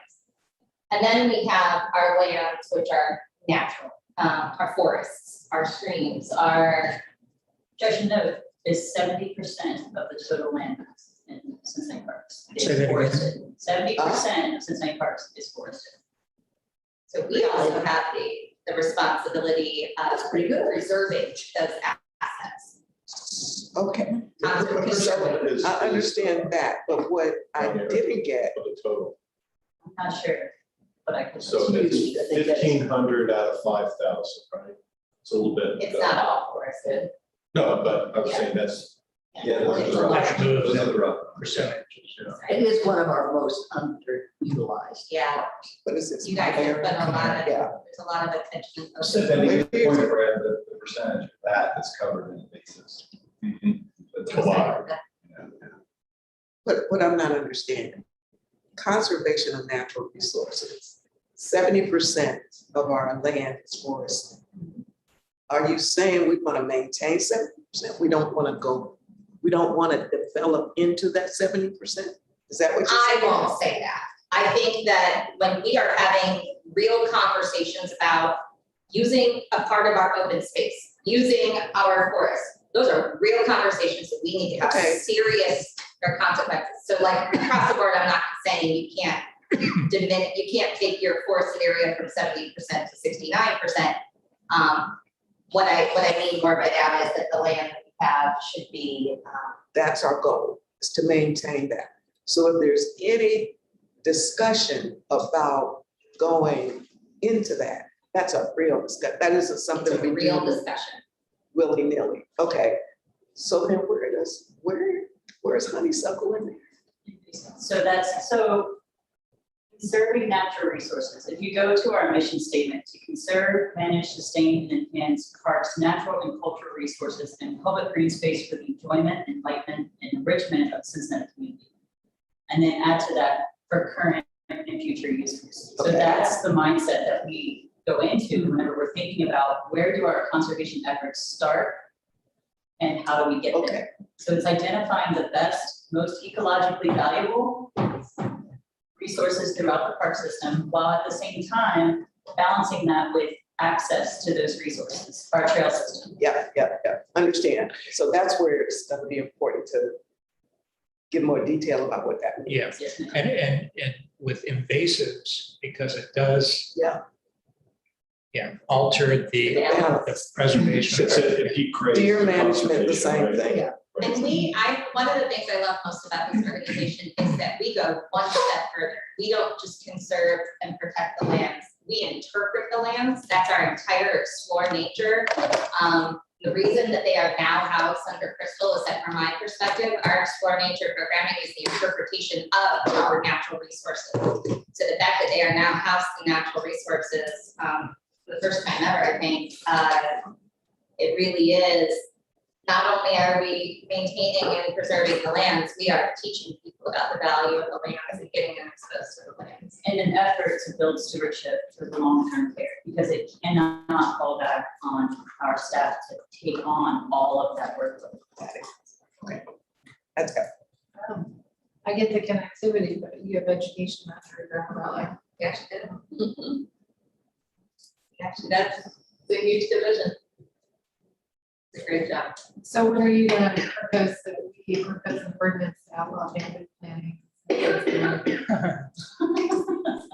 I think we have a ways to go even on our own ordering of plant material. I mean, we still horticulturalists that are purchasing invasive species and planting them in the landscape, and then we have our natural resource folks that are out in the landscape managing them. So I think there's a lot to come in line, and again, it goes back to those baseline standards, the best practices that are not only spoken to and written in a document, but employed, trained to, and expected from our staff and from our volunteers.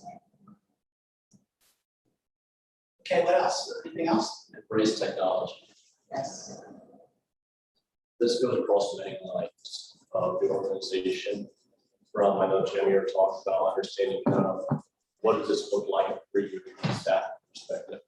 Right now, we can't necessarily tell you what's occurring out in operations, what they're doing, where they're doing that. That's one thing I think, like for technology, we need to understand what our social doing. The other part of that is project management. We do not have a project management software program. So when we talk about the infrastructure study, we talk about current projects we're looking at performing, that's something we haven't managed.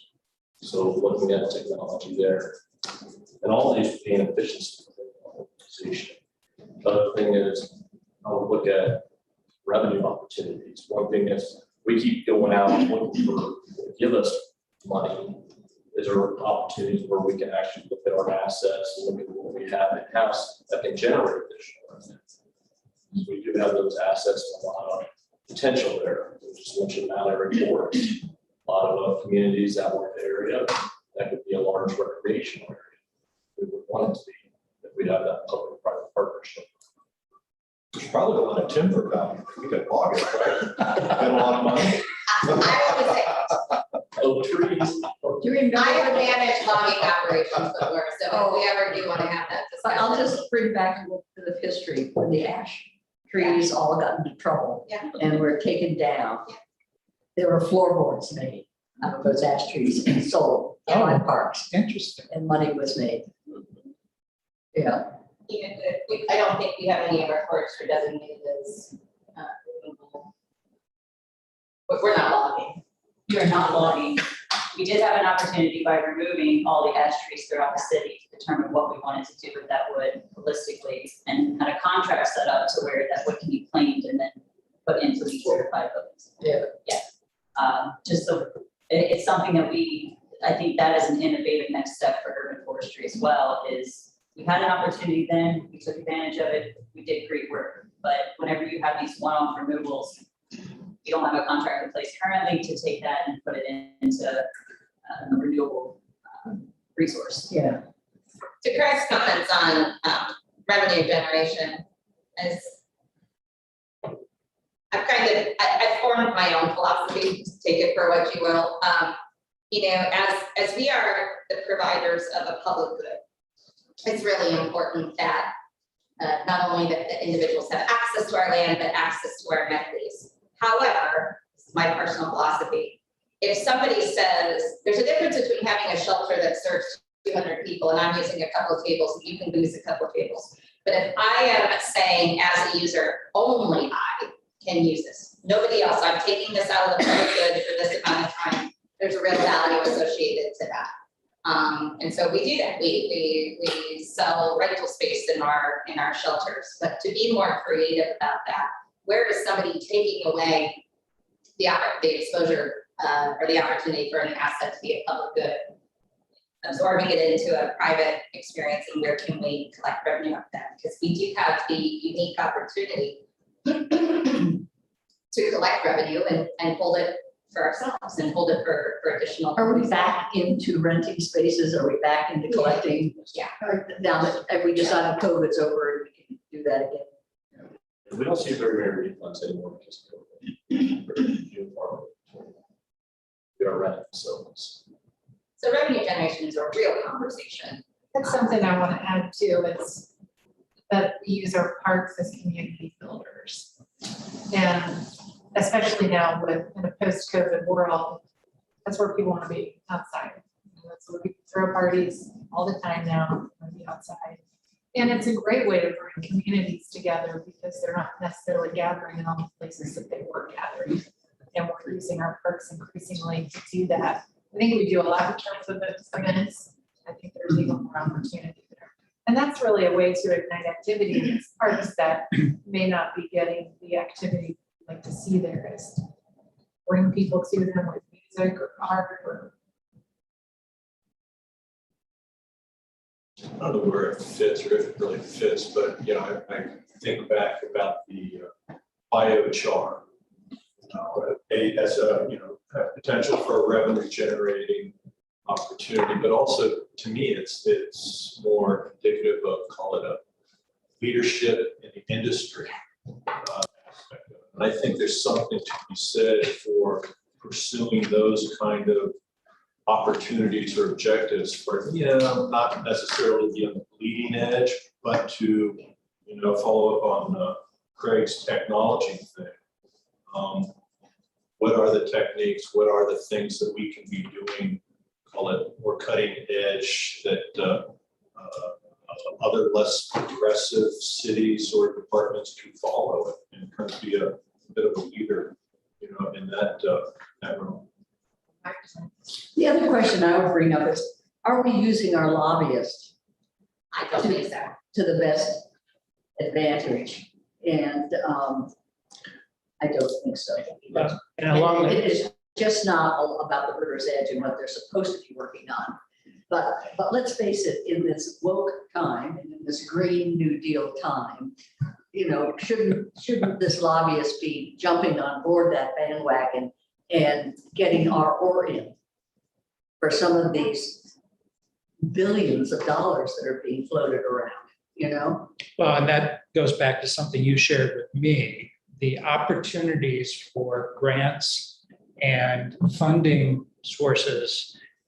It was like a 2-page thing, with just so many different, and right now, to your point, I don't know if it's the lobbyist or who, but we need to identify who's going to help us go after all of these opportunities, Yeah. because there's so much money out there. Yeah, the federal resources, I had a sheet of about 4 pages that had all of the federal resources that you can access. A good 20 of them are commonly utilized by parks and recreation agencies. And I could only identify 1 or 2 maybe that we have received the resources from. And a lot of that is getting that power and representation in DC. We can have the same conversation about state level legislation and dollars. But specifically on the federal level, I've been engaged in ongoing conversations with the National Recreation and Park Association, basically to state your point about, or somebody said about being visible, I think it was you, Jim. When it comes to talking about these federal legislations, the things that our national body is lobbying for on the Hill, they're not using Cincinnati as the example. I want them to use Cincinnati as an example. I want them to speak about us. We're not a part of that language, but we're starting to be, and I think we have the ability to be even greater, so that when legislators are lobbying for these bills to be passed, they're saying, here's an opportunity for this bill to be utilized in Cincinnati, Ohio. And here's the type of project it could be utilized on. So that's using, through our lobbyists, using the relationships to both on the federal and state level. But sorry, to your bigger point, yeah, there is a lot of resources out there that we're not even going after. What about utilization of our parks? Do we have any way of gauging relative utilization across the board? Like everybody knows about certain ones that they're always crowded, but what about others? Do we have any way of gauging? I think the answer fully is no at this moment. What I'd like to see us do is engage in, we just haven't had this conversation yet. Entrance counters, trail counters.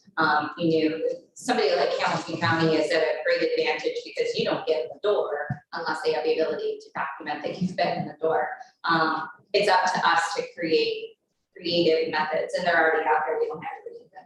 We just need to so that we can stop speculating about millions of people using our parks and really be able to truly speak about the usage. That also informs decision making. But Rocky, you should be able to track in this day and age, every person that goes onto the website. Oh, yeah. Oh, they've got We have that. that. Yeah, so that you know where they're coming from. And they're, and are there questions? I mean, I'm assuming that you're cleaning up the website as we speak. Yes, yeah, the whole website's being redesigned and migrated, which means that we'll have to go through all the existing content, we'll migrate it, figure out what's broken and what needs to be removed. So, yeah. How fast can you get that done? Yeah, we should go actually. We're hoping to have it done. That long, huh? When I say done, I mean migrated. When you migrate it though, are you enhancing it or is it just migration? So it's going to be redesigned. It's better. Okay. It's more user friendly. So we I shared have- some of the comments that Commissioner Nord did about just usability of our site. Well, and that's where to Accuracy. Susie's point, that if we go down the line with technology and we do barcoding for trails and all that stuff, when somebody scans at a park for a trail, we'll be able to know that. So there will be some tools, Tracking. some tracking tools. But they also have technology that can just put it in entrances of parks. Like clicks when people walk. Those are important. People counters. Yeah, I think you could put them in strategic locations where you could then run extrapolations. Okay, we have this many of these kind of parks, we're getting this many. You have much better numbers than we have now.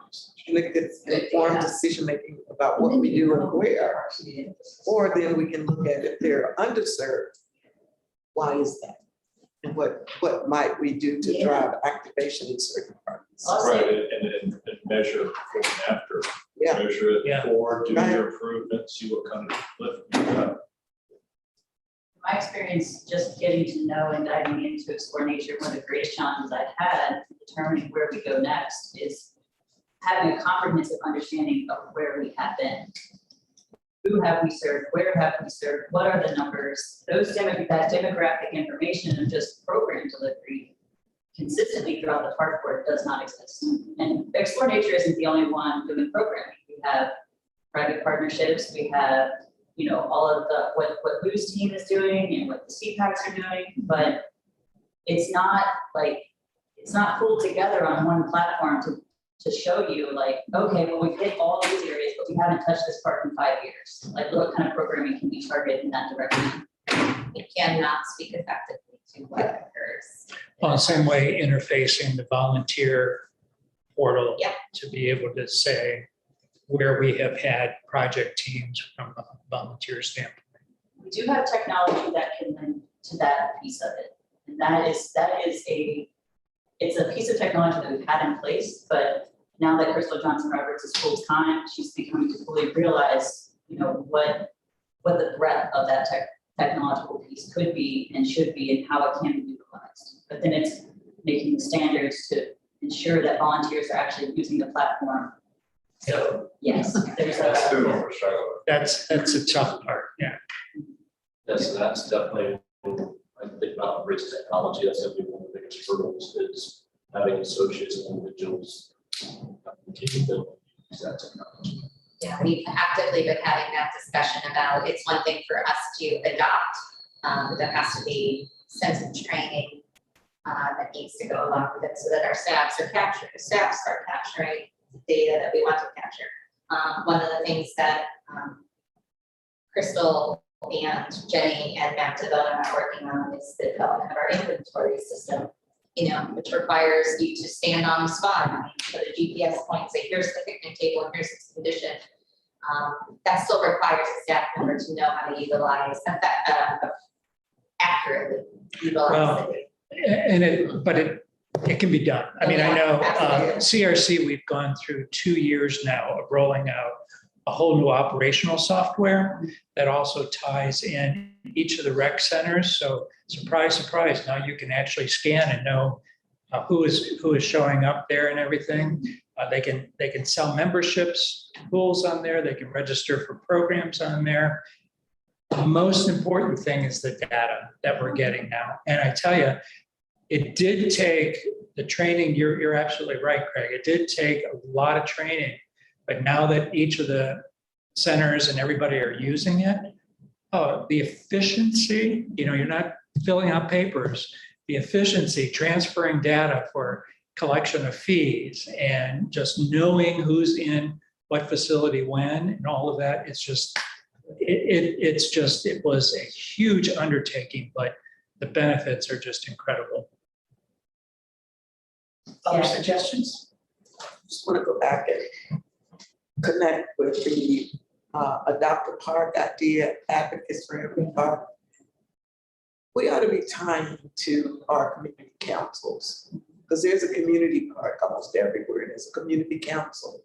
And so how do we facilitate them owning part of the experience and the upkeep and all of that? We've got CPACs for a lot of parks. Yeah. But Yeah, but it's sort of interesting dilemma with that, this we do, but it tends to be, you know, the parks and areas that have strong functioning active community councils, strong, you know, have strong active volunteers. Some of the areas where you say this park is no standard, does not get the care and attention, you don't have those institutions that's around it. We have to build it, and to the comment about the CPACs and the community councils, that discussion is happening when we're trying to determine how and to what extent we work with our community councils, how and to what extent do we work with our CPACs, who's involved in what. You know, are we as staff and as a board turning to a CPAC as the voice of the park? Are we turning to the community council? Is it a combination of both? kind of fundamental philosophical questions that we haven't defined yet. We know we have these resource groups, but to your point of how are we working? Just when a project is presented to the board, do you want to hear what the CCAP's opinion is? Do you want to hear what the community council opinion is? How does that inform your decision making? We haven't really defined that yet. I really want to get to a point where we are evaluating a project based on how to choose the objectives that you, as a leader, have helped this board establish. I mean, clearly, we've all, I think, stated comprehensively where we see some need. It isn't, again, it's not a mystery. We can walk to a park and see very clearly what needs to be accomplished. Any other suggestions? We do want to hear from CPACs though. I mean, specifically to answer your question, of course. Well, it would be helpful for us, for you, just to have a defined way that we interact with. And see, that's where I even go a little bit to the opposite direction, where I would love to have CPACs identified for all of our major parks and use that platform. Because if you take community council, the park may not be in a specific community. And if we're going to have a CPAC, they should be the ones that we are looking to for input. That CPAC should be gathering information from the community rather than you got the CPAC, you got this community council, that community council, that community council. The public at large, you know, it's crazy. So I advocate having strong CPACs where we identify people that's their focus. It's that park. And then when we do have a project that comes up, I would encourage us to, yes, definitely seek them. And maybe if it's a project talking about their park, invite them to our meeting. I think volunteers who want to spend their time advocating for a park, we ought to give them a lot of face time, a lot of credence, and a lot of, I don't want to say authority, but Participation. So yeah. there is a CPAC, it's a broad CPAC for society parks, right? Not just on an individual. Well, the CPAC, that's just the bringing all the little ones together. Okay, but they meet, right? The CPAC's coordinates around specific parks. And then there used to be, and I don't know if we're doing a quarterly meeting where representatives from all the various CPACs would come together Yeah, Got to a To share consultant. information. Okay, right. that's also a good platform for us to It's a great platform. convey our expectations. That's where I was going with this. When I look at the website, there's something that says CPAC here, and the last agenda that was posted is from a meeting that was in March of 2020. Has there not been a CPAC meeting since then? No, we had one this April. It was virtual. Virtual. Yeah. So it appeared that they were around quarterly. So are we getting back to that? Yeah, well, COVID's interrupted doing the physical ones. So this year we're gonna do one beginning of the year. Then we're gonna have one. This fall. There's a huge concerted effort that's going to need to go into, and Rocky and I are working together on this about putting this framework in place to help these CPACs not only develop but be successful. And then the acknowledgement that as some of our CPACs are currently just loose groups of people who care about the parks, all the way up to kind of like the APAC for all the park is our most developed organization that is its own nonprofit, it's, you know, they have initiatives of their own. And so finding that balance and really kind of what Rocky and I talked about is echoed with what you're saying is that we really need to invest in making these a success. Because I think they organically come up. Yeah. There are areas where that's never gonna happen, but we want to be in contact with the community. So a community council, I think, is still a good place to start. And perhaps it ends up being a committee in the community council but there ought to be some way we are able to access information about parks in a community. And not everybody's gonna have a high level, high functioning CPAC. Some are completely absent. Yeah. Most parks are absent. Well, and that whole process of strengthening our CPAC network is one of the action plans for how we do a number of Yeah. these. Yeah. You know, it increases volunteerism, Yeah. it can help promote parks. I mean, there's so many things that could give us such an infrastructure of people that are interested in all of our parks. Well, the answers for the fact that every time you guys are faced with a decision, like the voice of the public needs to be a part of how you do that. And that structure answers for it. That is the public, yeah. Yeah. Those are Yeah. volunteers. They yeah. And we're trying to come up with what we're working on is develop criteria, to say if you want to be, recognized CPAC in this community, here's some of the criteria that you want to be eligible to receive foundation grants. These are what we would ask you to adhere to. And we're trying to organize it, because right now, as you said, it's just been organic. Sense to just organize volunteers, try and give it more structure. And then, in exchange for that, we would be able to get more organized feedback.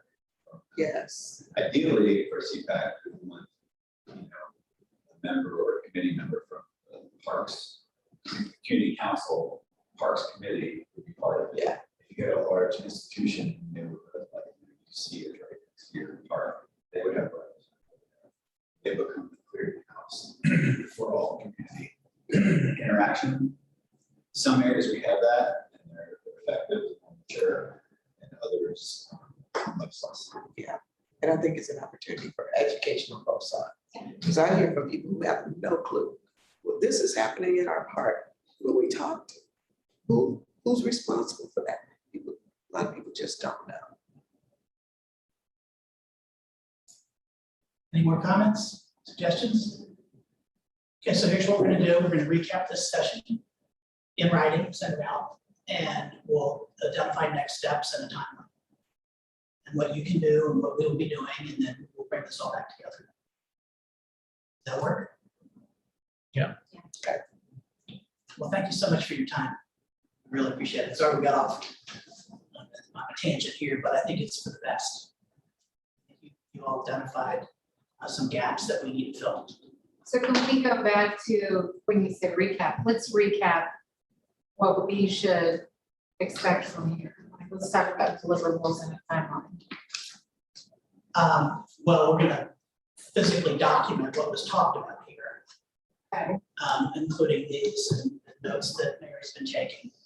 And we'll pretty those up so that they make sense, because there's certain areas where things can be pulled, they belong together.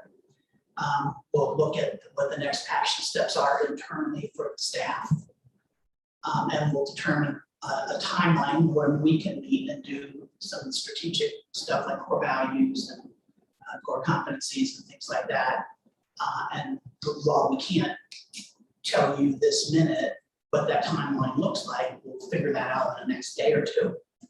Because we have to look at calendars and figure out what these folks are, what their challenges are time-wise, and then what the next steps and expectation would be for the board, like dusting off the master plan and having you look through it and see what's relevant, what's not relevant. So that's gonna happen again on our side as well. And then we'll come together and we'll review that and have a discussion about what's the relevancy of the current master plan. And then within that would be a 3-year, 1-year core plan for the park. So before our next meeting, we'll get all of that. You will. said. And then we will get any pre-work that's needed Yeah. before our next session and objectives for our next Right. session, and then what outcomes we can expect. Exactly. And although we've kind of now adjusted the timeline, I still, the way that we wrote the scope of work, and I still would like to be able to present a final document to you in January for your adoption. That would be my goals to you. So what's your timeline from what you just said to when you'll have things in our hands? Well, my first answer is going to be relevant to when we can do the strategy session internally. So I would like to see something in, November. Yeah, I think that the type of the notes today we can get you immediately. We'll also share, maybe we'll have that by the end of the Wednesday, Tuesday? Tuesday. So I'd say by the end of the week, we'll have you a wrap up from this session and also our intended timeline for us working together. In order to bring the board back together, Mary will probably issue you a series of dates and a doodle for you to respond for your availability so we can find the next session that the board would be back. And I agree, sometime in November would be ideal. Pre-Thanksgiving. Yeah. I mean, if we are able to conclude this in December, that would be lovely, but maybe it looks something more like at the December board meeting, you're presented with the draft. Comfortable with it, we can pass it if you want to have further discussion. January, but I know for us, as we, halfway into fiscal year, we would love to start the new year with an improved document that guides us. Just maybe include in that kind of recap of the notes today, what you kind of maybe lay out the next steps for all of us, the expectations for everybody here, your guys' side, just so everybody kind of sees that. And if there's any discrepancies, questions, we can, get back and say, what do you mean by that? Yeah. Or I thought you meant this, and not that, just to kind of get everybody on the same page. Yeah, we're absolutely. Okay, good. Yeah, just feed any of those reaction comments to Kara. Don't do a reply all. If I was to try and paraphrase, I think we are going to take on the task of completing a lot of the tasks you've asked us to do, kind of both those internal and try and speak to the external to facilitate that together, bring that back to you for your comments, critiques, discussion. And then I think the only action item that we were talking about from the board is that part of that due diligence on our part will be scouring the current master plan, and that you would have the ability to review that during that time. So sometime between now and the next meeting, I think it would be helpful for all of us to have familiarity with the 2007 master plan. And we're gonna get that, or where do we? Yeah, we either have hard copies or we can do a digital copy. It's on the website too. Is it there? That link actually works. Mary can ask if you would like a hard, she can provide you the link and then say if you want a hard copy. Thank you. Prepare that for you. Yeah, it's- I like to word it right on mine. Yes. Get ready. Yeah. Speaking. So so on the master plan one, how's that gonna work? So we, Okay, let me try, I guess we'll try and paraphrase it now. So we will work on internal core values and try and elaborate, define, make recommendations for external core values. In addition to that, we will try to define priorities as we've captured here. I don't know what it would look like to try and achieve every single one of those. Like you said, I think like one project tends to solve for a couple of them, but maybe we can make some just recommendations on the things that we think that, oh, we have this project, we've had this idea for this project that could serve that. But we would take a look at all of these and try and package that into a 3-year. And then by informing those, what are the tasks or the projects that we would do over the next 3 years to answer for these priorities? We're going to use the a lot of different documents to inform that, but the 2007 master plan, maybe the ideas that we've done over the last 6 months, and, that we put together all these budget ideas and program ideas, and we didn't think we were gonna get dollars for infrastructure. Like, we've got a lot of work that we've done, that you've seen, that you've approved also over the last, just idea generation. So we would kind of use all of those documents to put forward here, things that we could accomplish over the next 3 years. And effectively, us putting that information in front of you at the next meeting would be for comments, critiques, adjustments. I would also like to provide you like at least how we're solving for a lot of these, there's a lot of common threads here, Yes, yes. and there's a lot of movement that's happening Yeah, between each that would be one. great. But to get it organized in a way that you can actually see how we're moving towards that, and then how we will aim to achieve that. Yeah, that's an awesome idea, because one of the most difficult things, obviously sitting here, was we didn't want to use up our time with you saying something and us saying, oh, here's what we're doing, like we wanted to hear you today. Well, those are the action points, then whatever we come up with, those are the types of action points that you say, here's how we take your vision and achieve that. Yeah. I think that's, so that we can have a discussion on the information that we provide to you at the next meeting. I have a housekeeping question. See this list? Who's in charge now of updating us on this list? With where we stand and when these little items will be finished? So that will be the task of Mr. Sherman. As he is currently serving as the interim planning and design. To his comment about project management, that is a short-term goal of ours is to adopt a software system or just an approach to project management that helps you better understand. The documentation that you have received in the past is kind of a static view of where we are and not necessarily a indication of how a project is proceeding in relationship to expectations for how a project should proceed. The short answer is Craig is currently serving as the interim of planning and design, which is accomplishing those tasks. And It is just looking at all the projects and the projects, and also looking at how we can say, understand the term of those projects. Right now, it is static flow. What was presented in July is what's going to be presented in October, until we can go ahead and have a better method of reporting that out, managing those projects. And Craig just made a very important comment when he said project ownership.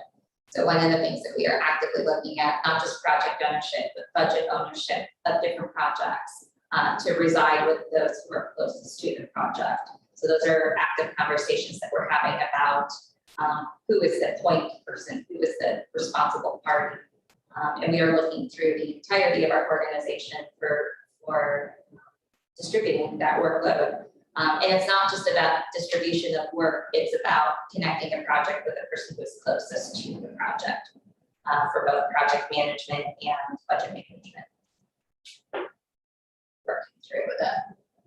Working through the kinks. So we're good? So the one thing that we have to, as the board, kind of consider is, how do we decide what to do? We're going to have all of these options, all of these priorities and so on, and what is it? And maybe it's the definition or the filling out of the core values, the vision, et cetera, that will inform us as to tons of projects, limited resources, limited time. What do we do next? So I don't have the answer. I think But staff has to make recommendations. I think. yeah, but ultimately it's going to be up to us to filter through all of that stuff. And then, oh, by the way, we're going to get punched in the mouth again, I know, with other projects or opportunities. So how then does that kind of go to the bottom of the line, go to the top of the line, somewhere fit into the middle someplace? say ideally with an excellent project management software where you can see where all these projects are in their development, you will also be able to see what our capacity is to execute. So once that's all organized and you can see where we're at, you'll know that as projects are coming up, we can't take on anymore. You know, that we have to put that on the 2025, 2027 burner to actually get things done. Yeah. Period. So Just have the ability to make those Capacity- decisions. capacity, budget, those are gonna be criteria. Very strong. And ultimately, it's going to be, what is it we're trying to accomplish? And then what do we have the capacity for and the budget to do? So we've got to be clear about what it is we're trying to accomplish. So in a year, what is it? What is it we want to say we've gotten done at the end of the year? And then how do we manage our capacity and our budget to accomplish that? But ultimately, I'm sorry. Well, and that's where I think we continue to do our annual plan on an annual basis should be reflective of how we're going to get Yes. our 3-year plan done. Sure. This is year one, this is year two, this is year three. Well, and it should be a dynamic working plan, Sure. not one that we sit in a room, decide it and forget about. Yeah. Everybody gets frustrated by that.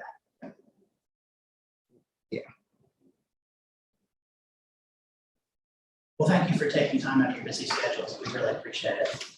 Thanks for Thank taking you. a few hours back. Thank you for lunch. Yeah, thank you. It's delicious. Yes.